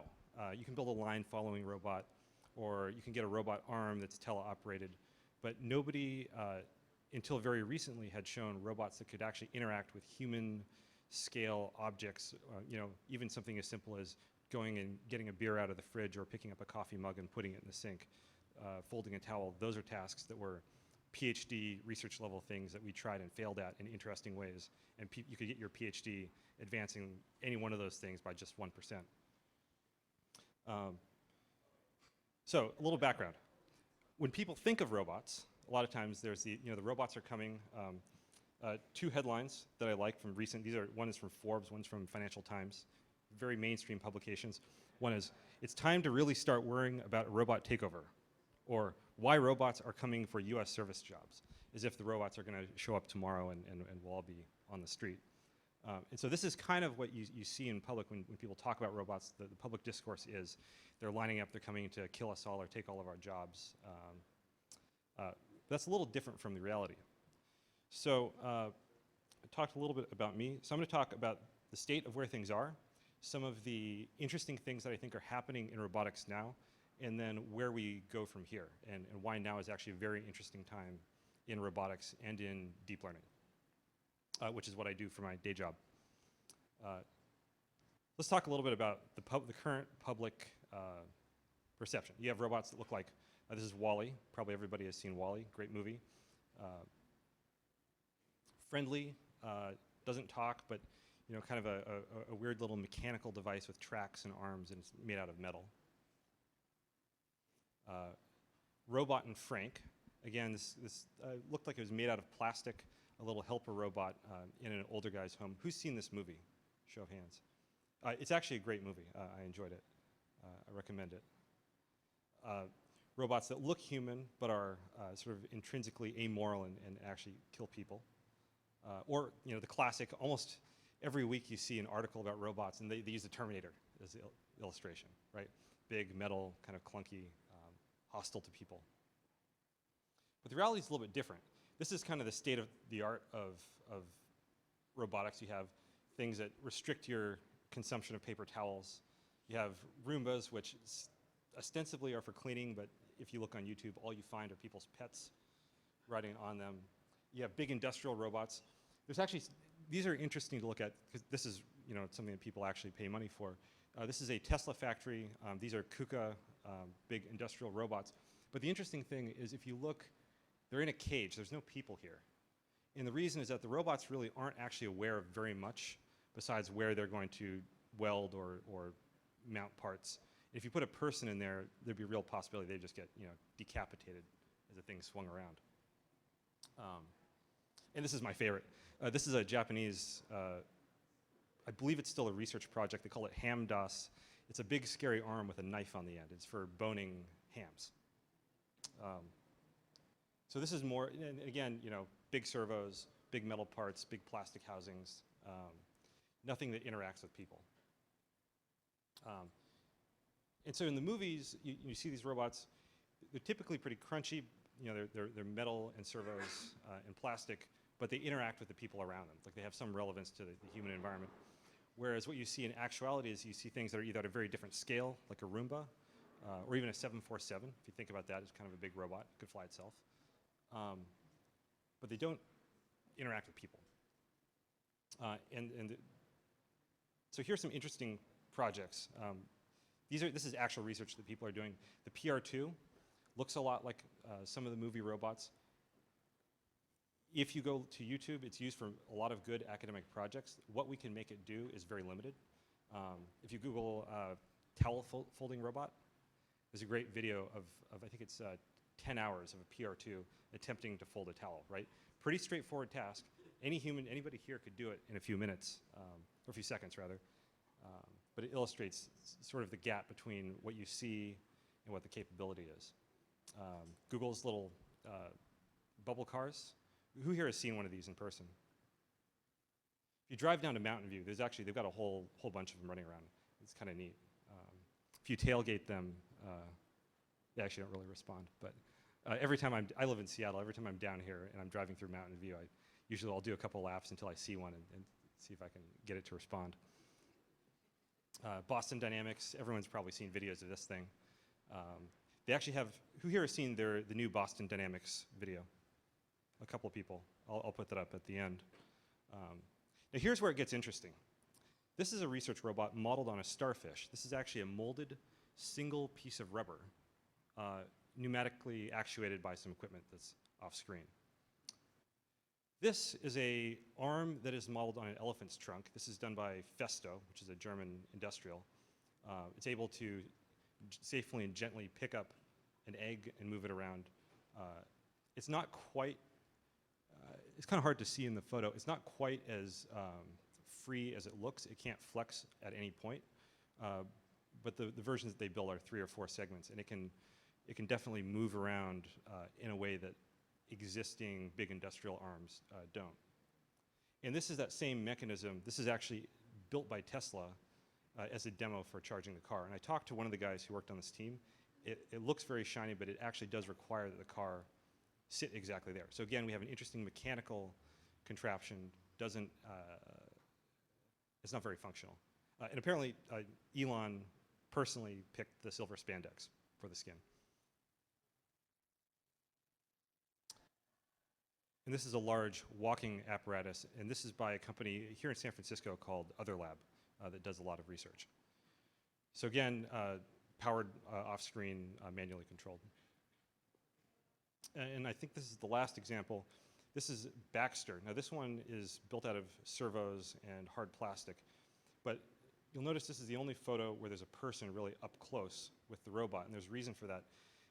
This company has built their entire business on light industrial robots that can coexist with people. They're the only people doing this right now that I'm aware of. But I think it's actually important work. So, and one more. This is actually one of the other interesting mechanisms for locomotion. Who here has seen this? Nobody.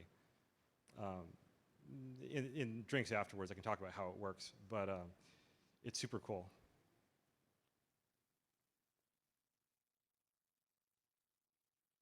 So why would you build any of these mechanisms, and why don't you see them right now? So the reason why you might want to build a soft mechanism like some of those last illustrations is that they are much cheaper to build. They're much safer at a human scale, right? If you imagine something that would be in your living room or kitchen or bedroom in your home, something that is soft and compliant and isn't going to accidentally kill you if it bumps into you is real important. So safer, cheaper, and they're actually also going to be capable of reaching behind things, under things, and generally mechanically being a little bit more flexible than, say, a 5-axis typical industrial style robot arm, even if you shrink it down. But there's an obvious question. If we can build these, a lot of that research is old. Some of those videos are actually 5 years old. Why don't we see this stuff in the marketplace right now? And the answer is the software doesn't exist to actually make these work. And it's not just software. You need, deep neural nets are helping us build that software, but you need a lot of compute. We don't have the sensors. For example, we don't have any readily available equivalent to human skin. So it's not enough to just compute where you think your machinery is in space. You need to actually sense, are you bumping into something that you didn't expect to be there? And then you need what I call a world model, or some other people call common sense. And I'll give some examples of why that's important in a moment. But I think these are really the gap between human scale robots that are cheap to build and do work for us, and them actually existing. Like it's clearly something that people want, but it's not something that exists, and it's not because we can't mechanically build most of the hardware. One thing people talk about is, well, does it need to be, is it AI complete? Is it as smart as a human? I think that's actually not a very interesting question, because people are actually very smart at some things, but most of the things that allow us to be here today are actually augmented capabilities, right? So people are very good at pattern recognition, but we have books to tell us things that we couldn't observe directly. We have maps and GPS to tell us where we are. Calendars and alarm clocks and calculators to keep us on time and allow us to do simple arithmetic that people are actually quite bad at, and so forth. And so when you look at robotics, you actually see when people build research systems, they do these models where there's multiple components, and it's not just it's not just one big neural net that we need to solve this problem. But people build, they'll have a mapping system, and they'll have timers, and they'll have, this is actually, I put this up as an illustration of one of the drier models. These guys, this is the James project, now defunct in the EU. They actually have a really nice decomposition, right? You have your visual processing, you have planning, execution, you have speech, and there's both executive planning and you have your motion planning. Well, all of these things, the ones that work today resemble traditional game playing or search problems. The ones that don't work are the things that rely on pattern matching. So I think this is a good way to decompose the problem. If you think of a person is a system of both pattern matching and these other peripherals. And we already kind of know how this stuff goes together. We're just not quite there yet. So I would say the calculation problem's pretty solved. We can land rockets on a boat in the ocean. Traditional AI in the form of search and game playing kinds of problems, again, pretty well solved. Computer first became world champion at chess a little over 20 years ago now. And now everybody's cell phone could beat any human at chess. It's not even an interesting topic of discussion anymore. People don't think it's notable. But in contrast, the third category, pattern matching, the example we use internally is, let's say you wanted to build a cat door for your back door at your house. And you want it to open when it's your cat, but not any other cat, and only when your cat doesn't have a dead animal in its mouth, right? Because you don't want an extra present under your pillow. You can describe to a child how to do that, but computers, until very recently, were not capable. No building full of PhDs could build that. And so I think if you divide computing into those three categories and you think back to the system of all of those different components, this is the thing that we've been missing. And the thing which is in research now is starting to materialize very quickly. Convolutional neural nets, you heard about, or deep neural nets and convolutional neural nets you heard about earlier. Those are solving the image problems well enough. They may not be the final algorithm that we arrive at, but they are more than good enough. Here's an example of the performance that we get now. This is an image captioning task. This is some research out of Stanford, although the production versions of this are starting to show up. The left image, it says a cat is sitting on a toilet seat. That's a pretty odd thing to be able to label. That's like a pretty sophisticated perception for a machine to generate. And on the right, a display case filled with lots of different types of donuts. And so this is an illustration that the neural nets are actually able to fulfill this new function, or fulfill this function that we previously were not able to solve. And I think it's the final missing piece that we need for, on the theory side, for human scale robotics to work. Some things are still missing, right? There's still a lot of compute that we need. And in my day job, we're actually doing deep neural net acceleration to improve the situation. One easy way to think about it, how much compute we really need to make these things work, so that the software that can run the soft robots can actually get them so they can walk around and help us with our daily lives. The first ratio I like to think about is at a speed of 60 miles an hour, 1 inch is about 1 millisecond. So that gives you an idea of the time scale at which the software needs to work for things to function accurately and safely. And you can go through kind of some of the numbers in terms of at what rate things need to happen, allowable latency, for a car versus something that moves a little slower.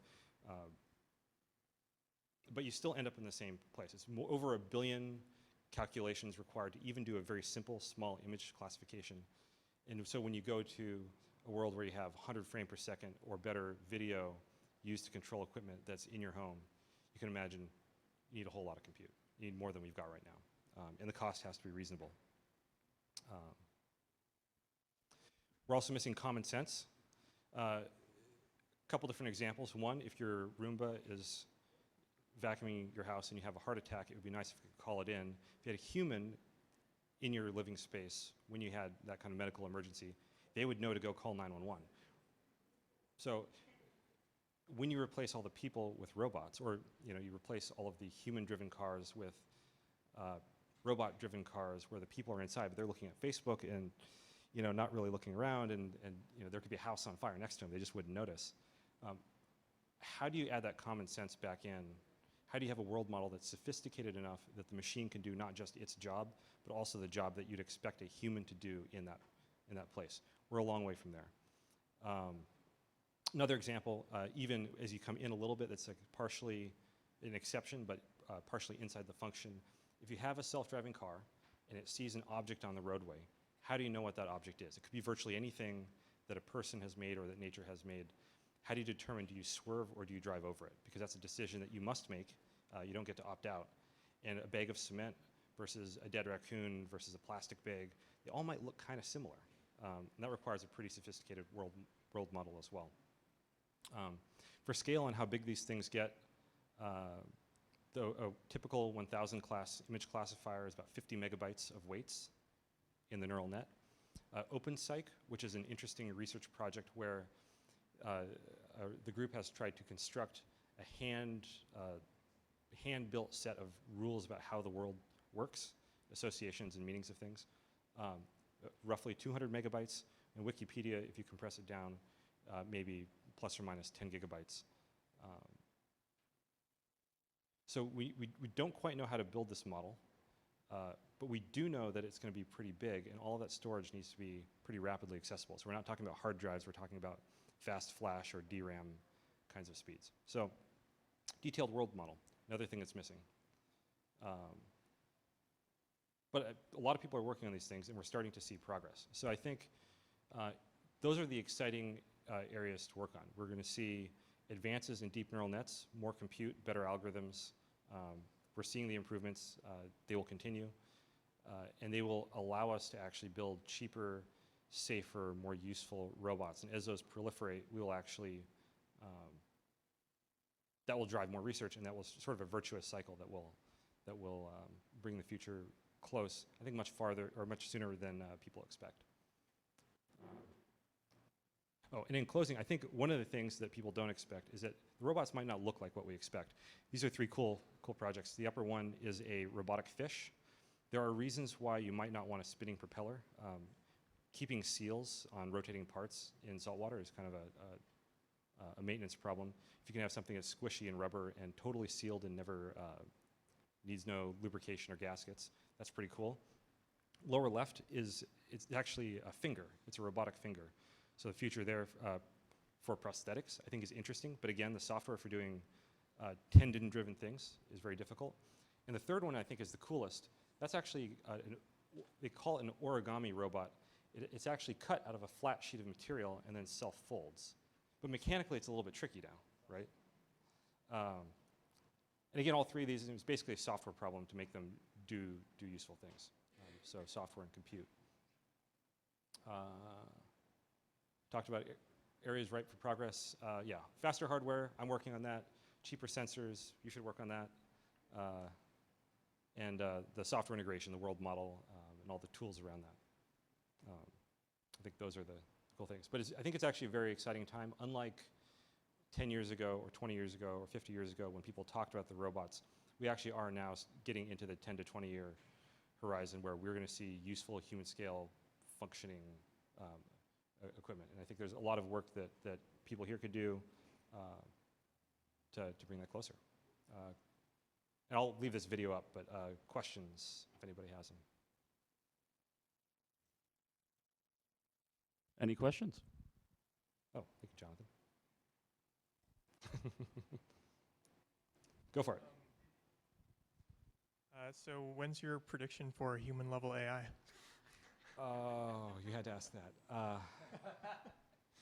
I'm not sure we'll ever see something that looks like a person. I think we might see something that looks, I think we're more likely to see something that looks like a super intelligent Roomba than,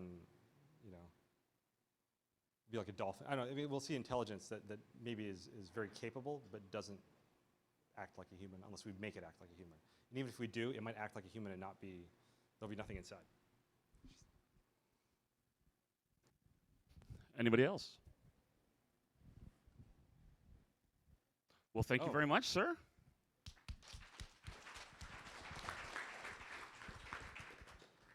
And next up, we will have Makeup on Us. Enrique and Leo.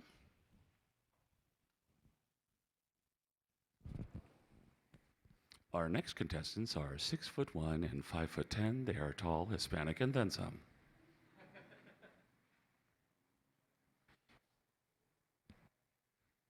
Leo likes tequila, pina coladas, and walks in the rain. Now, Leo and Enrique are actually part of our co-op program in Guadalajara, Mexico. And we are actually next week going to go back and we are co-organizing, Hackers and Founders is co-organizing, I believe, the world's largest hackathon with 25,000 engineers, along with an organization called Campus Party.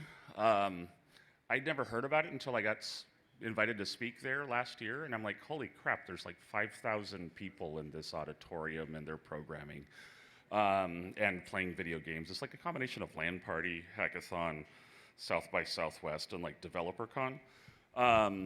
But there's actually some pretty amazing engineering happening, and Leo and Enrique are part of a team that is actually taking real-time computer vision into the world of makeup and augmented reality, computer vision, real-time image processing. And Leo was, well, I'll let you tell you a little bit about yourself, and I'll let you guys go from here. It's all yours. Hi, hello. Hi, my name is Leonardo de la Cerda. I was a co-founder of a well, we used to work at the last company called Quesky. We raised $50 million based in Guadalajara. And well, this is the next startup from fintech to fashion tech. Still, everything is code. So we will talk about face landmark detection, color synthesis, and virtual makeup. Well, the story maybe starts when talking with a friend. She works in a makeup industry.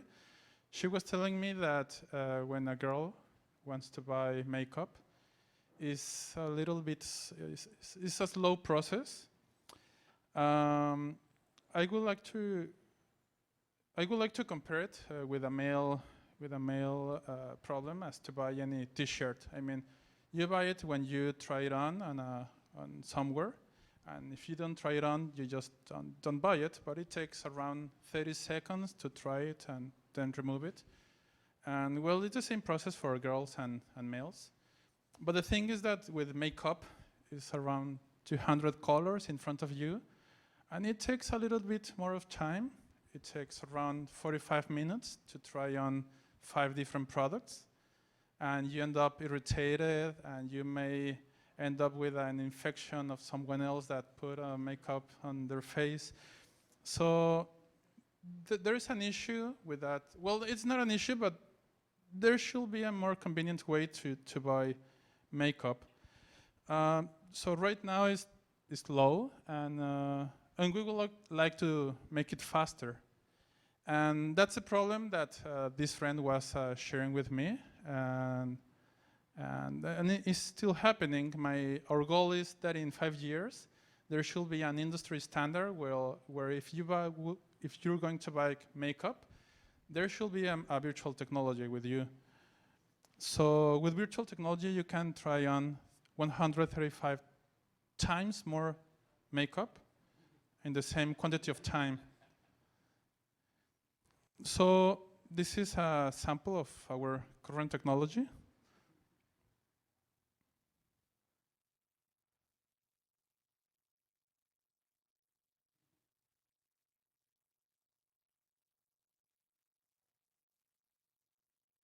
No music. We don't need it. It's all graphical.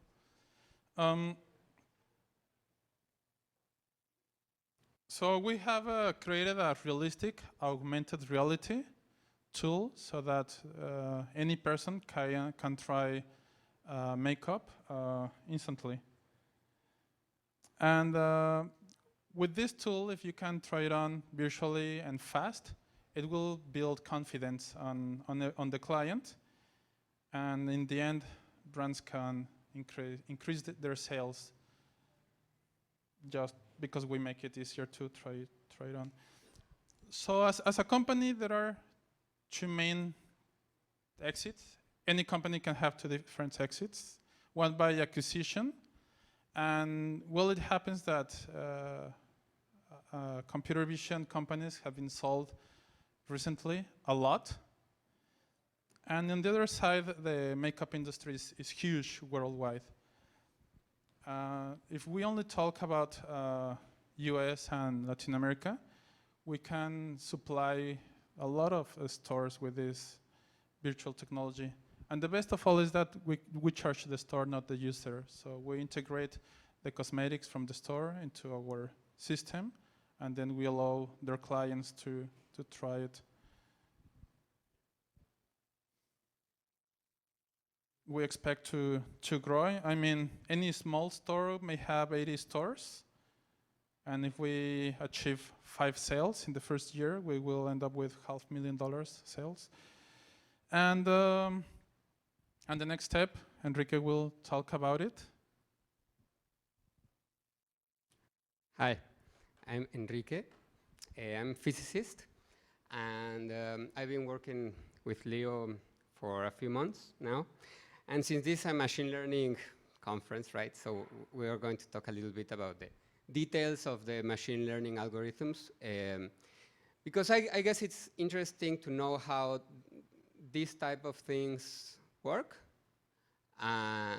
just out of general culture. So, right? So, because I think it's interesting, and maybe you think so too. For example, face detection, the face detection that cameras have, and that Facebook has, and everything. And so it's interesting to know, like this. We're using this one, Hard Cascade. It's a sliding window, just checks all the different windows possible in an image, but it's super fast because what this does, this is a classifier that takes, for example, the first image, these two rectangles. It's a convolution with that couple of rectangles, -1 and 1,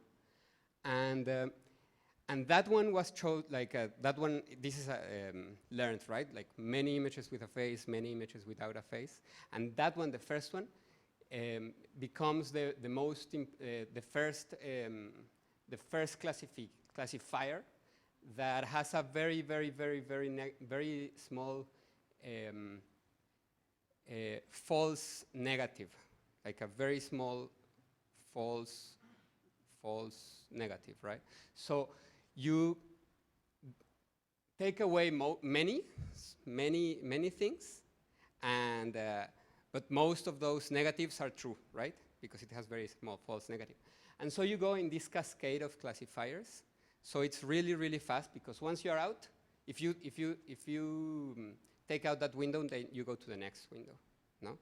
And so this is in the end, after all of these tests, you come and see, yes, this is a face. Like very likely this is a face, right? So first of all, you need to recognize the face in this makeup thing, and this is even faster, doing something that's called integral images, that you don't actually see the image, but you see the sum of the images, the sum of the pixel values up to a certain point, and then the integral there is just this very simple sum. So that is the first step that we need, like the face detection, right? And then the second thing that we're using, we need to get the landmark, the facial landmark detection, right? Because we need to know where the lips are, etc.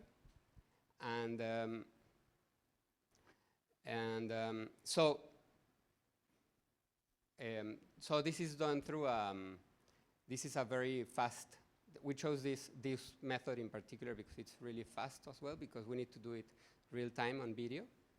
And so it is, what we do is we have all the images. We need first the images labeled to train the model, like with all these little points. And then how to train them, it's also a cascade of regressors. So we start, for example, in t equal 0, in time 0, we start with a general approximation, which is like a general kind of face in the yellow points. And then the next approximation, t plus 1, is that one plus a little bit, right? And this is a boosted regression trees. And so that is the method that so it's an iterative algorithm, and in a few steps you get so this is very fast. And of course, so then you can see Leonardo getting the points today here. That's the ceiling. And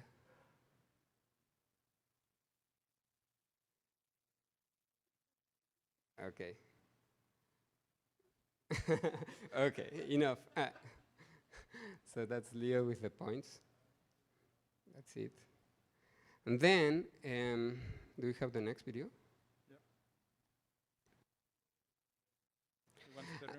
Yeah, that one. So then you can, of course, do this is not for makeup, of course, but you can do like kind of augmented reality stuff like this.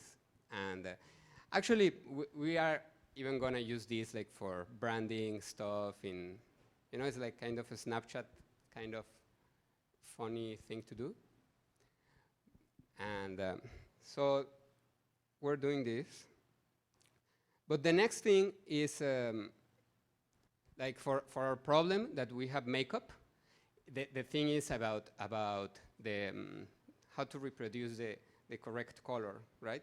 Because the idea is that we need to do in an augmented reality fashion the correct lipstick color, for example, right? Because if it's not so correct, it's not very valuable, no? Because the cartoon thing, it's funny, but it's not realistic, no? So we need to do, so that's our challenge, to have it, it's kind of realistic augmented reality, that's the one. So how to do that, no? And so imagine, now we can recognize the lips, and that's like true lips with the true lipstick, no? That's a true lipstick. So you would say, okay, well, just take that color, right? But what is that color? So in the computational, you would like to have the RGB of that color, no? And then you just put it on the other lips. But, so the RGB is the red, blue, green, right? But it results like that those lips, that's a histogram of the RGB of those lips, right? So of course there is not one RGB because there's many shades and there's many things. And so what is the color, right? So which color, if given a lipstick, so what is the color to put there, no? So as you see that distribution, I mean, if you can know this graph, it says that there's many colors in those lipsticks, those lips. So I think that as a physicist, it was a question like, why RGB, right? Why RGB? Like why not RGB Y or whatever, no? Why not 4 dimensions? Why 3? Why 3? And as a physicist, you say, well, what's in the light that is 3-dimensional? It's nothing. Like light is not 3-dimensional, no? And is it just because of an engineering thing that things have like three lights? No, I mean that we made that. No? So why is color 3-dimensional? Like why is there the mathematical structure of 3 dimensions in whenever we think about color? And that's because of our eyes. And I find that really interesting, no? That there's like a biological thing that gets mapped into the mathematical way that we think about something. No? I don't think there's many examples about biology getting into now how we do mathematics and how we think conceptually about things. But it is because we have 3 different types of cone cells. And that's, I don't know, that's interesting. So, of course, like this is how these cone cells like get excited, right? With the different wavelengths. It's not that we have one cone cell for one particular wavelength of blue, but on average, that's the excitation curves. And the thing here with our human eyes is that if we can excite in the same way those 3 cells with different types of lights, then we won't see any difference. Of course, another animal might see a difference, right? If we had four cones, then of course we would see a color difference, no? Okay. But, so that was a digression of the 3-dimensionality. So because of this 3-dimensional space, we think about it as a cone, as a cube, RGB there, no? That's a cube.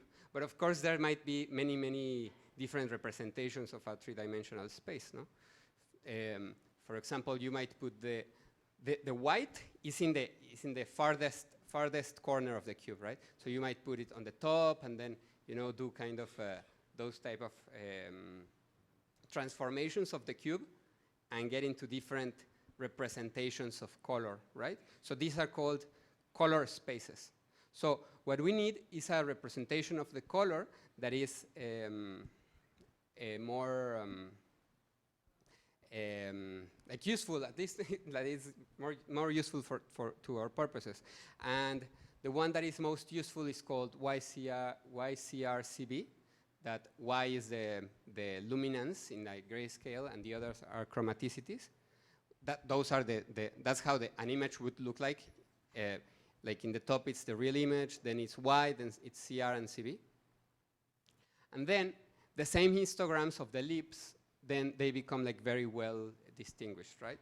So the CR and the CB, even though there's many shades, there's many things like variations in the other space, then they become really constant. And it's a very well-defined CR, very well-defined CB. Sorry? What are the axes? Yeah, those are the, sorry, this is a histogram. So in the vertical axis is count, so how many pixels, and in the horizontal axis is the value of CR and CB. That runs from, from 0 to 255, just because it's 8 bits. No? And so, yeah. So the values of CR and CB are very well defined, unlike in the other RGB space. No? So we use that to create the color. And for example, here, sorry, in the first component, which is Y, here it's red. Of course, that is not very well defined. And that has to do because of all the shades and all the different that are intrinsic in the lips. So we want to, the way that we are doing this color synthesis, in the left, these are synthesized colors that we're trying to attempt to get the colors of the left. In the right, it's the synthesized, and the left is the real picture, no? And so what we do is we take the Y component of the person without lipstick, and then change it with the CR and CB of the person with lipstick. No? Yeah. So that is that's the way. And there's other things to take into consideration, because even though, like for example, we are trying to do realistic augmented reality, but what is like really the realistic? It's difficult to define. Like, how would you define what is a true color? Like, there is many operational definitions. Yeah, like what is true color? Like exactly what is it? And so actually anything in augmented reality passes through a camera before, right? Because you need a camera and a display to have augmented reality, right? Always, you have an iPhone, a phone or whatever. So the hue twists have to do with things that cameras do. And like any camera, like even like, reflex, like super professional, even if you want to tune them to not change the colors and give you very, very, very real colors, it's even very difficult, because things happen like this. For example, this is the hue circle. It's the space HSV in another color space. But even if you go up in the luminosity axis, which is the vertical axis, the hue, which is kind of the color, the chromaticity, begins to twist. No? So you need to untwist it so that the hue is the same hue, even if different amounts of light come into your sensor. Because even if you open more or less the diaphragm and or the shutter speed and stuff like that, that can even change the chroma, so the color. So you need to do stuff like that. And but anyway, so that's and we wanted to do if someone wants to come, like a girl, and try on some makeup. Or a guy. Or a guy. Go ahead and come on up.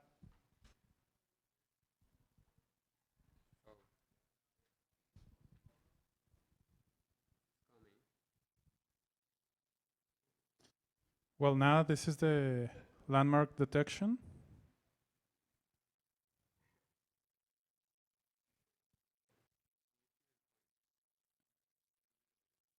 And let's remove it. and add some lipsticks.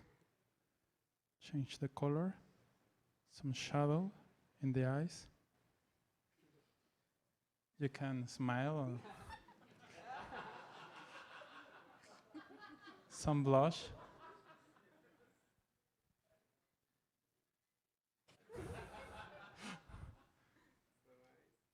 You can play a lot. Awesome, thank you.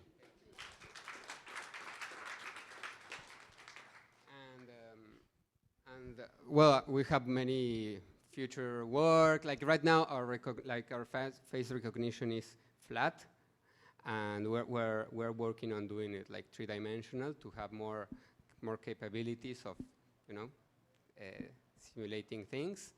And yeah, and we're also working on the platform to do more like market research about how the products get perceived in the different geographic areas and stuff like that, because that's helpful for the brands. And yeah, so we're working different lines, but that's the thing. Yeah, like harvesting data of user behavior in front of the system. We can detect with colors people like most and which others not, and in the future analyze that data. And in the future, if someone asks for any recommendation, we can use a database built to suggest using machine learning, of course. Any questions?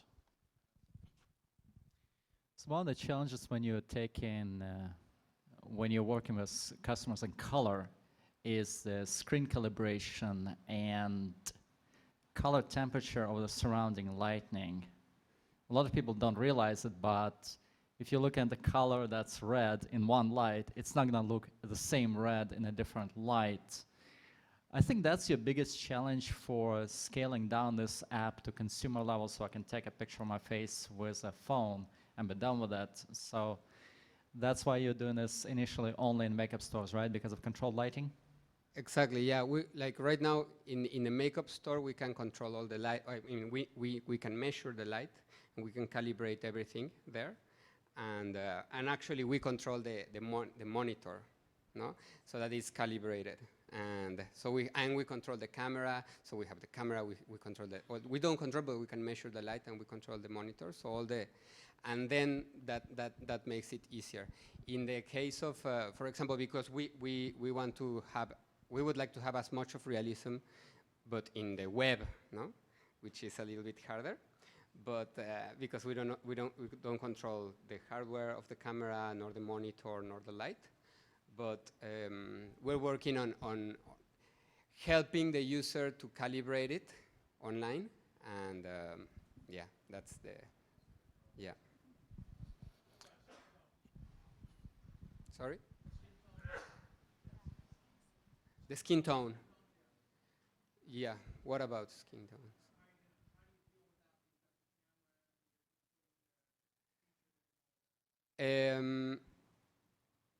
Like to transform the skin tone?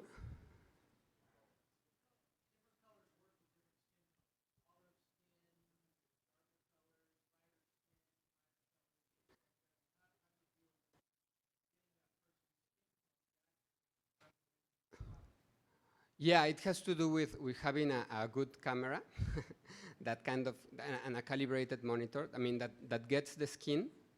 And the thing that, for example, certain type of, I don't know, red lipstick looks different in a whiter skin than in a darker skin has also to do with contrast, and not so much like with the real chemical interaction of the lipstick and the skin. So that contrast gets reflected, no? I mean, it's seen, no? But yeah. So it's more like the perception that it looks different because of the perception of the contrast, more than there's something actually physically different, no? Don't you think?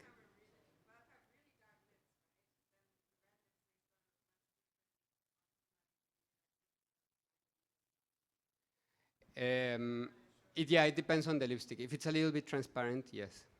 And yeah, for example, for blush and for eyelids, we put some transparency. But Yeah, right now we're doing it like, yeah. Yeah. My question is your platform opened up to integrate in mobile apps, or is it only in-store? No, yeah, we are integrating it in mobile apps. Yeah, it's not yet there, but yeah. So do you feed in beauty details from the vendor? Can you take in beauty information and then supply that, push that to the mobile app? Can you do that? Can we take like more beauty product information, the yeah, colors, like for lipsticks? product calibration? Yeah. Yeah, for the color calibration? Yeah. No, the colors that the vendor is providing, say if you're providing an SDK to vendors, to retailers, right? They will be feeding you the product details and the color and color palette and those data. Do you take that in and use that and show it to the consumers? Yeah, yeah. I mean, we need the actual product, and then with that we feed it. Right now we are doing it like on a company per company basis. Mm-hmm. Right now we don't have like we need to be there kind of to calibrate it, and it's not like the company calibrates their own colors, and we actually use the product to calibrate the software. But yeah, so yeah, it's like it takes a picture of the product and then gets the color. Would you imagine this to be sort of a kiosk application whereby you would actually coordinate with the manufacturers of lipsticks and shades, and you actually load up your database with all the available products and all, and that way you could be able to have this kiosk running in different parts of the city or any place, and they could order it online? Yeah, exactly. That's a very straightforward application. Yeah, yeah.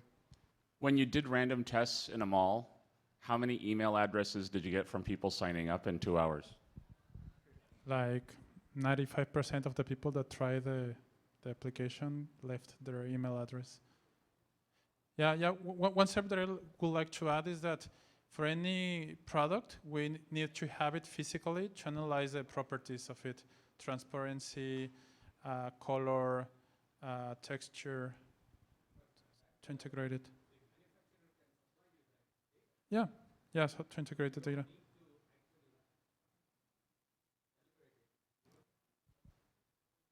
No, but we need it. We need the physical product because the manufacturers sometimes they say it's Pantone 6. So like they give like a Pantone code, like in the kind of the industry they do Pantone, right? Because that's kind of the not RGB. It's like the physical color, but we still need to see it because to transform Pantone into RGB, I mean, there's for example tables, but as we see, like even if you have one Pantone, you can have many RGBs associated with it, like in the histograms.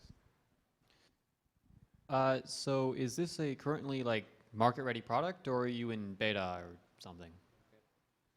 So we can integrate already with any makeup company, but still we don't have any app in any store or product ready for any customers, but it's ready to integrate. But you can look at the web page and try it. Yeah, we have an API running for photos for web.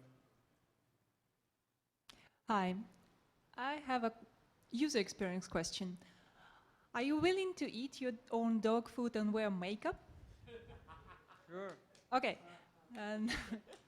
Thank you for that. I try it every day. I don't see it right now. No? You want to see me?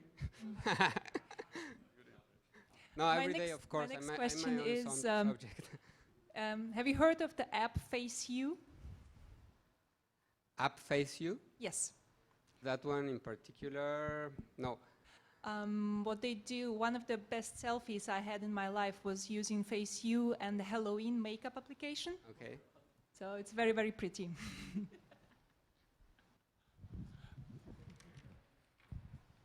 So you mentioned that you will be doing 3D renderings in the future. Do you need for that a double lens camera? And the second question is how much harder it is to make those algorithms if it's also measuring depth? Yeah, there's different approaches. But so one approach that we are considering most is just tracking points. You know, like tracking, detecting. How do you say? Yeah, points. No, how do you? And I don't know how features or feature points. And then just like with movement, even with one camera, if you track the point, then you can see like how it moves, no?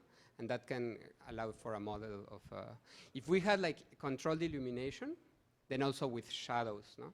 You can, yeah. So there's a few options. Any other questions?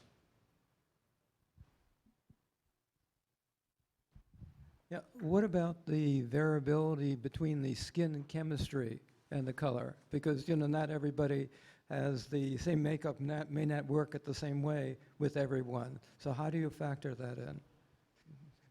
No, we're not factoring that exactly. Like the chemical interaction between, I don't know, like your type of sweat and the type and what that does in the makeup. We're not there yet. I hope we can like get there at some point. Yeah. Last question.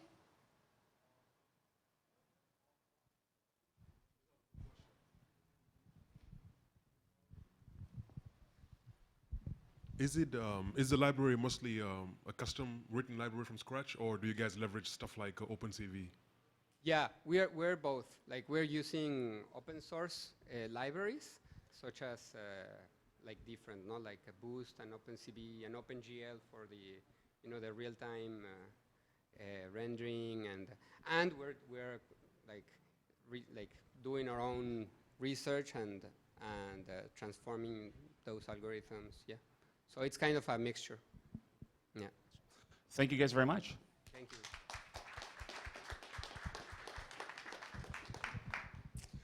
And Deb.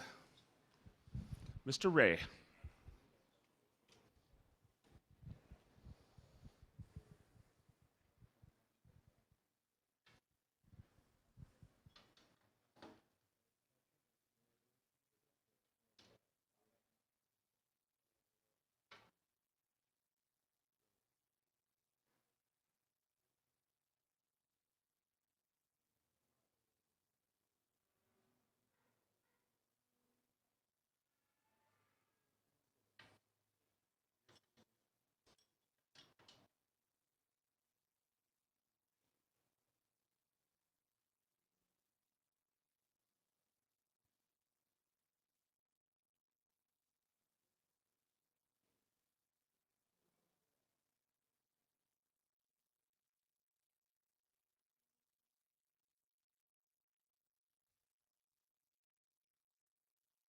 It's all yours. Thank you, Jonathan. So, VideoAmp, we are based in Santa Monica. I'm glad to be here in San Francisco today when it's really bright and sunny. Our background, we're 2 years old. Actually, we turned 2 like 2 weeks ago. Feels like yesterday. Actually, it doesn't. It feels like 15 years that I've been doing this. So in the last 2 years, we've raised $21 million. Our team's grown to 45. Now we're working with pretty much all the major agencies and brands. And we opened offices in New York and Amsterdam and in San Francisco. So what we do is cross-screen advertising, and I'll explain what that is. And in order to do that, we had to build a large-scale consumer graph. So VideoAmp kind of started with this trend, right, with this observation, that the way media is consumed now is consumers are screen agnostic. So the way you consume media, where you watch programs, you don't care where it comes from, whether it comes from your tablet, TV, desktop, Xbox, Roku, Apple TV, all these different places, right? And if you ask like really little kids now what that screen is, they'll never say it's a TV. They'll say, oh, it's the is the big screen. So consumers are agnostic about the type of media and where they consume their media. Right? And you can watch your Netflix or HBO Go across all of them. But the way the media industry is right now is the advertising and the media itself is sold in silos. So if you want to buy desktop advertising, you have to go to one exchange. If you want tablet and mobile, you have to go to InMobi or another exchange. If you want to buy TV, now you have to go to a network and buy the ads on TV programs. If you want to buy Xbox, OTT like Hulu, or video on demand from HBO Go, you have to go to each of these individuals separately, all to target the same consumer who's watching these different programs across all these different mediums, right? So there's a huge inefficiency in this whole ecosystem. And that's why the whole industry is super fragmented. On the one hand, you have publishers. There are your content makers. These are different publishers like Men's Health or websites or TV program makers.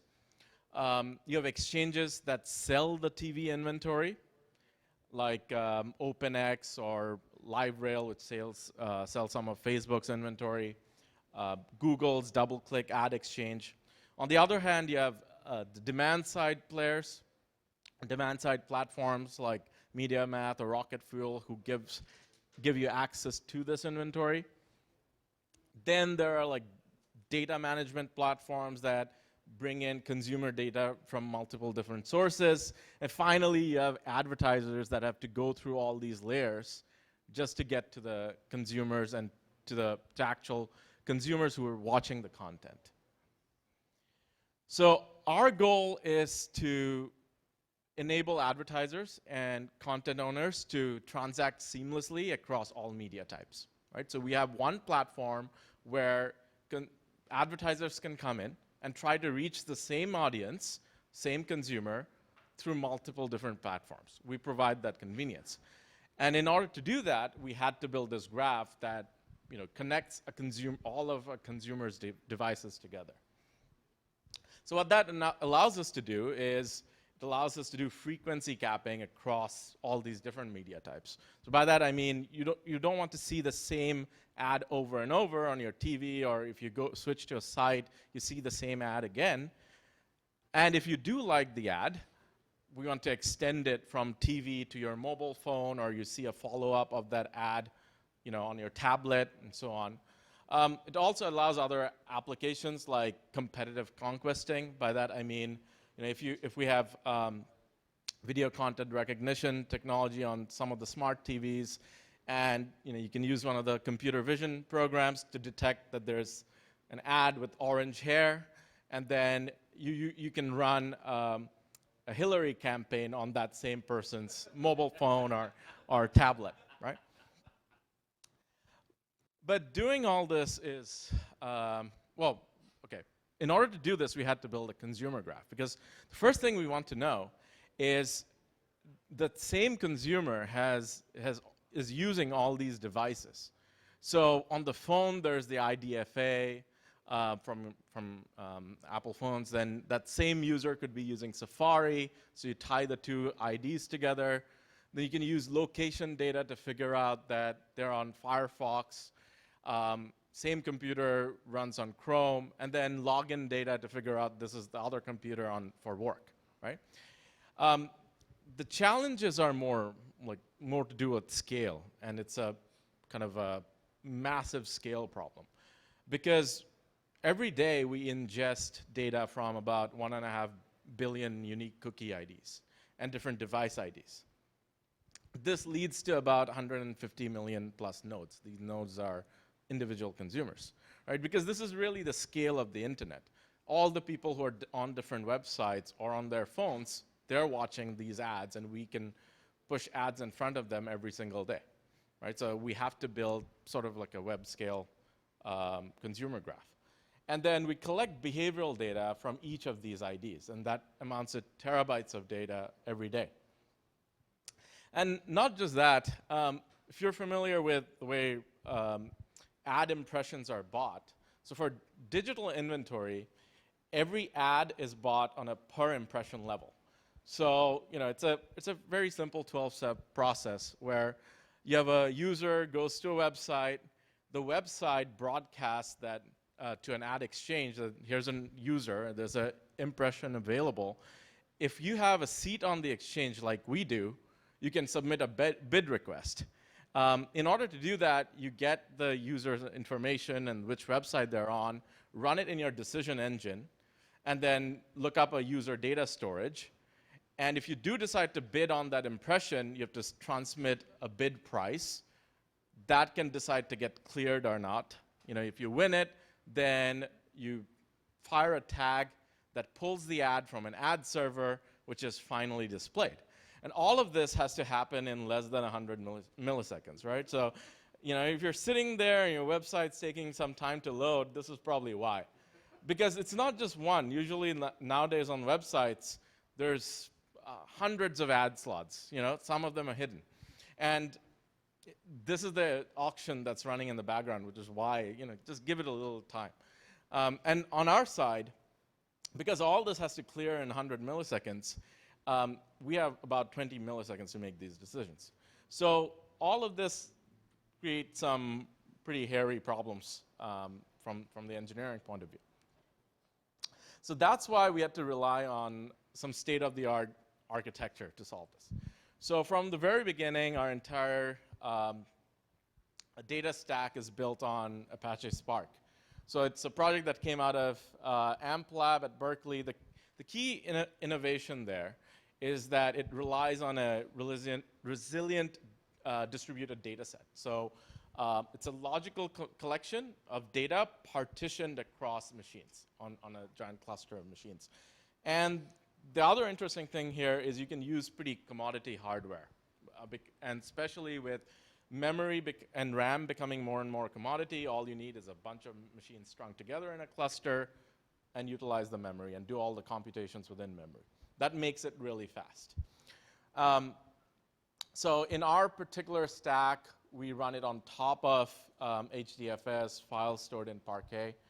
And in many applications, this is way faster, up to 100x faster than MapReduce. It's been clocked to be even faster in some cases. In particular, for building this consumer graph, we used graph frames, so recently released by the folks at Apache Spark. It's a graph processing library, so it's similar to GraphX. It's built on top of data frames. And it has APIs in Scala, Python, and Java. It allows you to do queries like Spark SQL type of queries on top of graphs. So for example, with my consumer graph, if my graph is G and all my vertices are individual consumers, and I want to extract or filter all the consumers who I think are of age greater than 25, then it's just one line. Same thing with if I want to look at in degree greater than 2. They have more than 2 devices, so that's another line. It also supports a lot of other algorithms, so we can do breadth first search, find connected components, do label propagation algorithms, and so on. All, and also it has MLlib, which allows you to do a lot of different, you have access to a lot of different machine learning libraries. So what we've done recently is we've open sourced a project that we've been working on recently. It's called Flint. And if you want, if you're interested in it, come and talk to me. I'd love to find some testers for that. And our goal is to eventually push it back into the Spark project, Apache Spark project. So Flint is a push button, it's a library for push button deployment of Spark clusters. So for your own project, if you want to run, deploy a set of a cluster on AWS, just use our library, push a button, and you can use it for rapid deployment. You can utilize it with a pre-existing HDFS or Hive cluster. What it includes is a Spark cluster launcher on AWS, and we provide a set of Docker images, one for Spark, another one for Jupyter. Jupyter is a pretty good notebook if you want to do machine learning type of projects on top of it. And you can expand or contract the cluster on the fly. And I'll give you a little demo here. So this is an example of a Jupyter notebook where you can call in your different libraries. Can everyone see this? The resolution might be too small. Oh, there we go. Yep. And then you can store your own configuration files for Flint, and that deploys the cluster. Now you can specify in your configuration what type of cluster you want. So you give it an endpoint for your cluster in AWS. You store your AWS credentials in the file. You can specify how many cores you want. So here I've specified I want 64 cores. I want 256 data partitions, and I want to use tungsten. Each core, I want to assign 16 gigs of memory to each core, and there you go. You have a cluster up and running.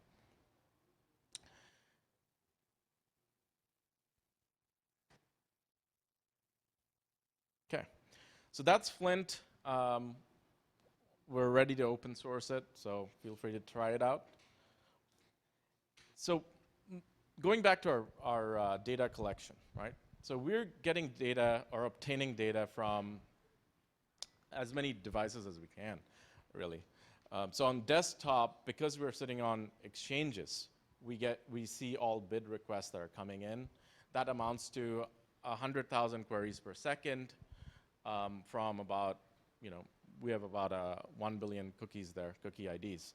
And we get information like the sites users go to, the video content they're looking at, segments. From mobile devices, a little smaller right now, 50,000 queries per second from about 300 million device IDs. Again, the sites and behaviors and different interactions, we can all see that from these bid requests. And also, we're collecting data from smart TVs by working with some of the smart TV manufacturers. So a lot of these smart TVs, like that one, for example, and that one, if they're connected to the internet, then with audio content recognition or video content recognition, you can look at the content that's being currently viewed by the TV, and we can ingest all of that. So currently, we're ingesting that data from 10 million smart TVs. So this is a lot of data. So first thing is we have to find a more compact representation of this. So we use a sparse representation. So what we do is for each class of data, we create a dictionary which enumerates all possible content, so all possible TMS IDs or types. So for demographic segments, male, female, income, different levels, the programs that they've watched. So we encode all that in a dictionary, and all we have to do is for a particular user or cookie, we just have a sparse vector that encodes what income level they are or what content they've watched. So this gives us a very compact representation, for not just for storage, but for computation. Once we have that, we can construct our graph. So, this is a cartoon of a bunch of devices that have been abstractly classified into 3 different users. So we get, with IP addresses, you can cluster a bunch of devices together. Now you take in login data. The top left one is we can get data from 3 different devices with different types of behaviors collected from each of those devices. Now with IP address or within a household, we can get to a household level. Now if you want to go further into the household level, right, you can use behavioral data. So you look at the sites or the TV programs that each of these devices are viewing connected to the TV. And for example, just looking at behavior data, you can split it into 4 quadrants pretty easily: male, female, and the age group, right? So within a family, it's very easy to find who the parents are, who the children are, and connect. Well, no kids. We can't target kids.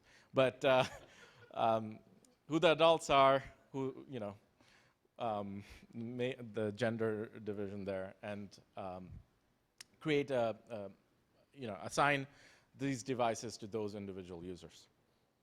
And by the way, all the data is, we remove personally identifiable information from all of them. So we can't say that user B is so-and-so person. So there's many ways of constructing the graph. One is by doing connected components. So we get a bunch of nodes and bunch of devices all together. With connected components, if you look at the diagram, there are 3 connected components. How you figure that out is you start with a particular node and do a breadth first search, and that gives a connected component. So in a connected component, you can go from one node to another. You can find a path. Once you've found a connected component, you repeat for all the unexplored nodes. So that gives you a set of devices that are being used by a common user. Alternatively, we can use machine learning-based clustering methods. So here's an example where you get customer locations. So if you just had Latin long, you can use just do a clustering on top of the Latin longs and get different customer groups, and that groups devices together. For our case, we can do clustering with much more higher dimensional data because we can take IP addresses, types or segments. So like, are they high income earners, what type of cars they like, purchase data, behaviors like the websites they've visited, TV programs they've viewed, and so on.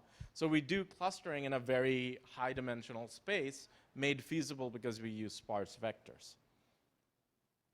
So now that you've constructed a graph, you can do all sorts of interesting graph inference on top of this. So for graph inference, you can ask a lot of questions that are not just queries, right? You can ask questions like, I give you a set of users that say have been interested in my product, and I want to find all users that are similar to that user. So again, we can use machine learning techniques to find all that out from the graph. Also, we can fill in missing attributes. Say we don't know the income level of a particular user, we can do graph inference to fill out those attributes. Also, another question that I recently worked on with one of our clients is there was a show that they were going to do called Brain Dead, which was sort of like a satire of, it's a mix between Walking Dead and it's a political show. So like a House of Cards meets Walking Dead, yeah, Brain Dead. And there's a show that they want to do, and they want to target users to tune in to the pilot, right? So again, with our graph, we can look at very similar TV programs, like Walking Dead and the House of Cards for Brain Dead, and then find all the users that might be interested in that and target them. So those are the fun things we can do with our graph. We can validate. So one of the key things we have to do is validate the data and make sure that we can, the inferences we're drawing on is accurate. So to do validation, we use login data. So if you have data from a site like match.com, you can use it and see where people are logged in. They'll be logging in to multiple devices.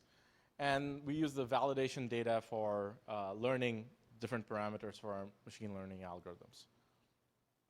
And also, one key thing to balance there is precision and recall. So for some of our parameters, we can ramp it really high, and we get high precision. That means the devices that we are saying is assigned to a consumer actually belong to the consumer, but it can come at the cost of recall. So alternatively, you want high recall rates as well, meaning that you've found all the devices that belong to the consumer. So in any kind of machine learning algorithm we use, we have to find the right balance between precision and recall. You can get artificially really high precision rates at the cost of recall. So to give you an example, this is something we do for TV viewership classification. So we're ingesting all the data from TV program viewership. And we created a dictionary of 10 million users. And it's a sparse vector of whether they have watched that TV show or not. Right? So that each vector is 10 million long, and the rows are all the different TV programs, TV content. And then we learn an embedding. So by embedding, I mean mapping it to a manifold or a different dimensional space where you can find which users are close by and which users aren't. So think of it like, for those of you know, like a word to vec, where each of the documents is a set of viewers that have watched the content. And then now you're running it on top of that. So great, I've learned an embedding, right? One of the key things that are missing, especially in working with really high dimensional spaces like this, is how do I visualize this? I mean, there's no way for me to visualize this 10 million dimensional space. So the way around that is finding algorithms that map this really high dimensional space to something lower dimensional. And one way of doing that is using this TSNE, T-distributed stochastic neighbor embedding. So what it would do is, if you look at the top, that kind of a Swiss roll structure, right? We can map it while preserving distances using a bunch of different techniques. So if you use something like PCA, principal component analysis, you lose a lot of data. So that's figure A over there, right? But in order for us to really find relative relationships in the data, we want to find a method that preserves relative distances in the original space to the lower dimensional space. And TSNE does that. So once we can use this to visualize the embeddings that we have learned, and we can build a big graph out of it. So this is a relationship of all the different TV programs that we have now compressed to a lower dimensional space. I mean, in order to get a better sense of what this is doing, you can zoom in, and this is a snapshot where it's grouped a bunch of TV programs all together, and they all seem to be related to space exploration. So these are all the users that really liked it, and now when you map it down to the lower dimensional space, they all seem to be near to each other, right? And the distances kind of show you the distances between those different TV programs. So that was a little demo. I'll end here with kind of since everyone indulged in it, kind of a more philosophical note, which is if you think about the biggest companies in the world right now, Facebook, Google, and so on, what they're really doing with their AI teams and machine learning teams is they're equipping machines with insight into human behavior.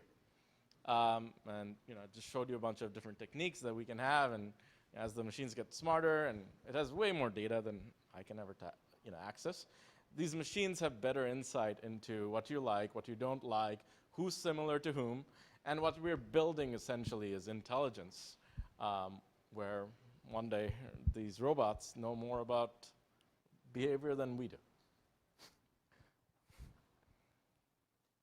So, thank you. So absolutely, thank you. So my biggest question is, can you please make my Hulu ads suck less? All right, no comment. Yeah, no, it's a very good question. So Hulu, and again, it's because the industry is so fragmented. The ultimate goal is if the ad is more targeted towards you and less annoying, people won't be putting up ad blockers and other kinds of things, right? Hulu is in a special case because that inventory is so valuable, they don't want to do any targeting because it sells out so easily. So why leave revenue on the table, if someone's willing to pay more for it? But there's open opportunities for a lot of other providers. Wow, very cool. Any other questions? Quick question. Seems like you guys are gathering quite a bit of info, like on the users themselves. Where do you draw the line when it comes to privacy? I mean, wherever the legal lines are now and in the future, right? So we have to be really careful and be a step ahead of all privacy laws. So we don't deal with any PII type of information. We extract that away. We hash that all away. We won't open this type of data out for people to query around, right? Because it's easy to find out. I mean, there's enough data points to identify individuals. So it's just why this is just used for ads running, right? And also, I mean, the regulation, the laws are also changing constantly. So that's one of the big challenges in the industry. Like Europe recently passed a really big law, again, went too far on the other side. It was around data privacy. It's going to be enacted in 2 years, where data privacy has become a fundamental human right in Europe. So that's pushed back a lot of things, right? But ultimately, you ask everyone, there's obviously a strong push for more privacy, but you look at the internet and why it's running, and the internet's running because of ads. And content creators are generating content. Why? Because they'll get paid for it through advertising. So if you take away all advertising, you'll end up with no content, and you'll end up with possibly no internet. So that's the drawback of taking things too far on the other side. I mean, everyone has their own. So here's another thing. If you don't, so a lot of people value their privacy a lot, and then your next question is more economic.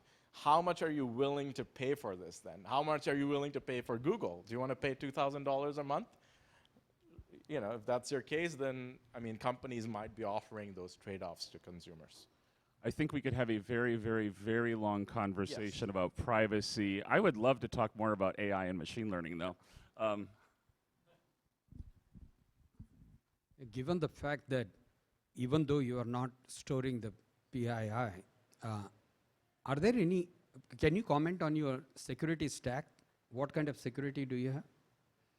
Well, everything is hashed and de-identified, and we don't have, I mean, there's nobody else externally who can get access to this data. So I mean, we're we'll protect the data. We can have other discussions, right, around this, but Hi. Anatomically, I'm female, and I liked both Silicon Valley and House of Cards. Without knowing anything about my annual household income, would you be able to predict whether I'm going to like Brain Dead, the show? So the key thing there is there's not just those two data points, right? Based on the trail of behaviors you have left on the internet over a long period of time, there's a lot more data that helps us determine that. And especially when I'll be terrible at this, but I would trust that my machine learning algorithms that are basically mapping this to a high dimensional space, looking at your data against millions of others, will probably do a good job. Have you actually tested your data against like the Netflix prize? And like that kind of set? I'm just wondering. Yeah, we can't do that. Yeah, I have two questions. My first question is, are you able to track which commercial the TV viewer is interested in? And number two is, in a family where there are a lot of TV viewers, are you able to resolve which cookies they belong to? Yeah. So the answer to both is yes. So with audio content recognition, you can look at the amount of time someone's been viewing the ad, right? Or if they just switched over and didn't see it. And in the second case, again, it's each of the individuals, and they have their own devices. They would have different behaviors associated with it. Especially with like using signatures like time and co-location, you can map a lot of that together. Any other questions?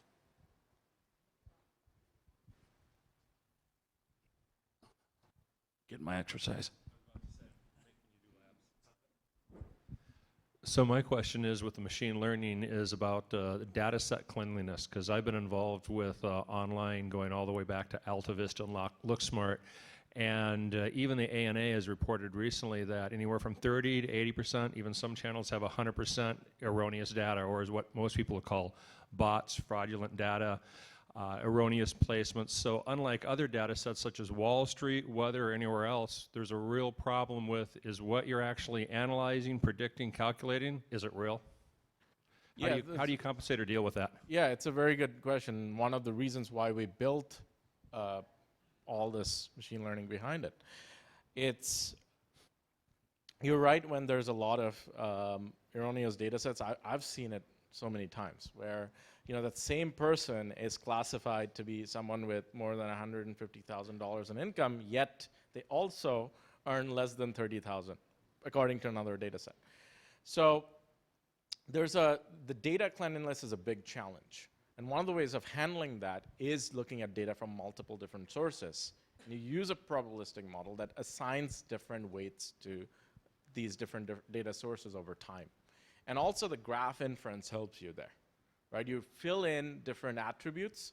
So if you look at behaviors around you, or around that node, and let's say their behavior's very reflective of a certain income, but the actual data that you see is conflicting, you can use that to assign different weights, the reliability of that data point. Do you guys have a persistence layer, or is your graph database essentially just in memory? Or do you actually back it up to like Neo4j or something like that? We back it up because all the data is in HDFS. And the whole point of doing this is a lot of these computations are more batch-oriented. Wherever I'm doing graph construction, for a lot of the cases when I'm collecting data in real time, that is more dynamic in memory. But for batch computations, that's the reason why we created the Flint project, because we'll just spin up a whole cluster on its own, construct the new graph, persist it to disk or whatever, and then turn that cluster off. Wow. Anybody else? Thank you very, very much. Really appreciate it.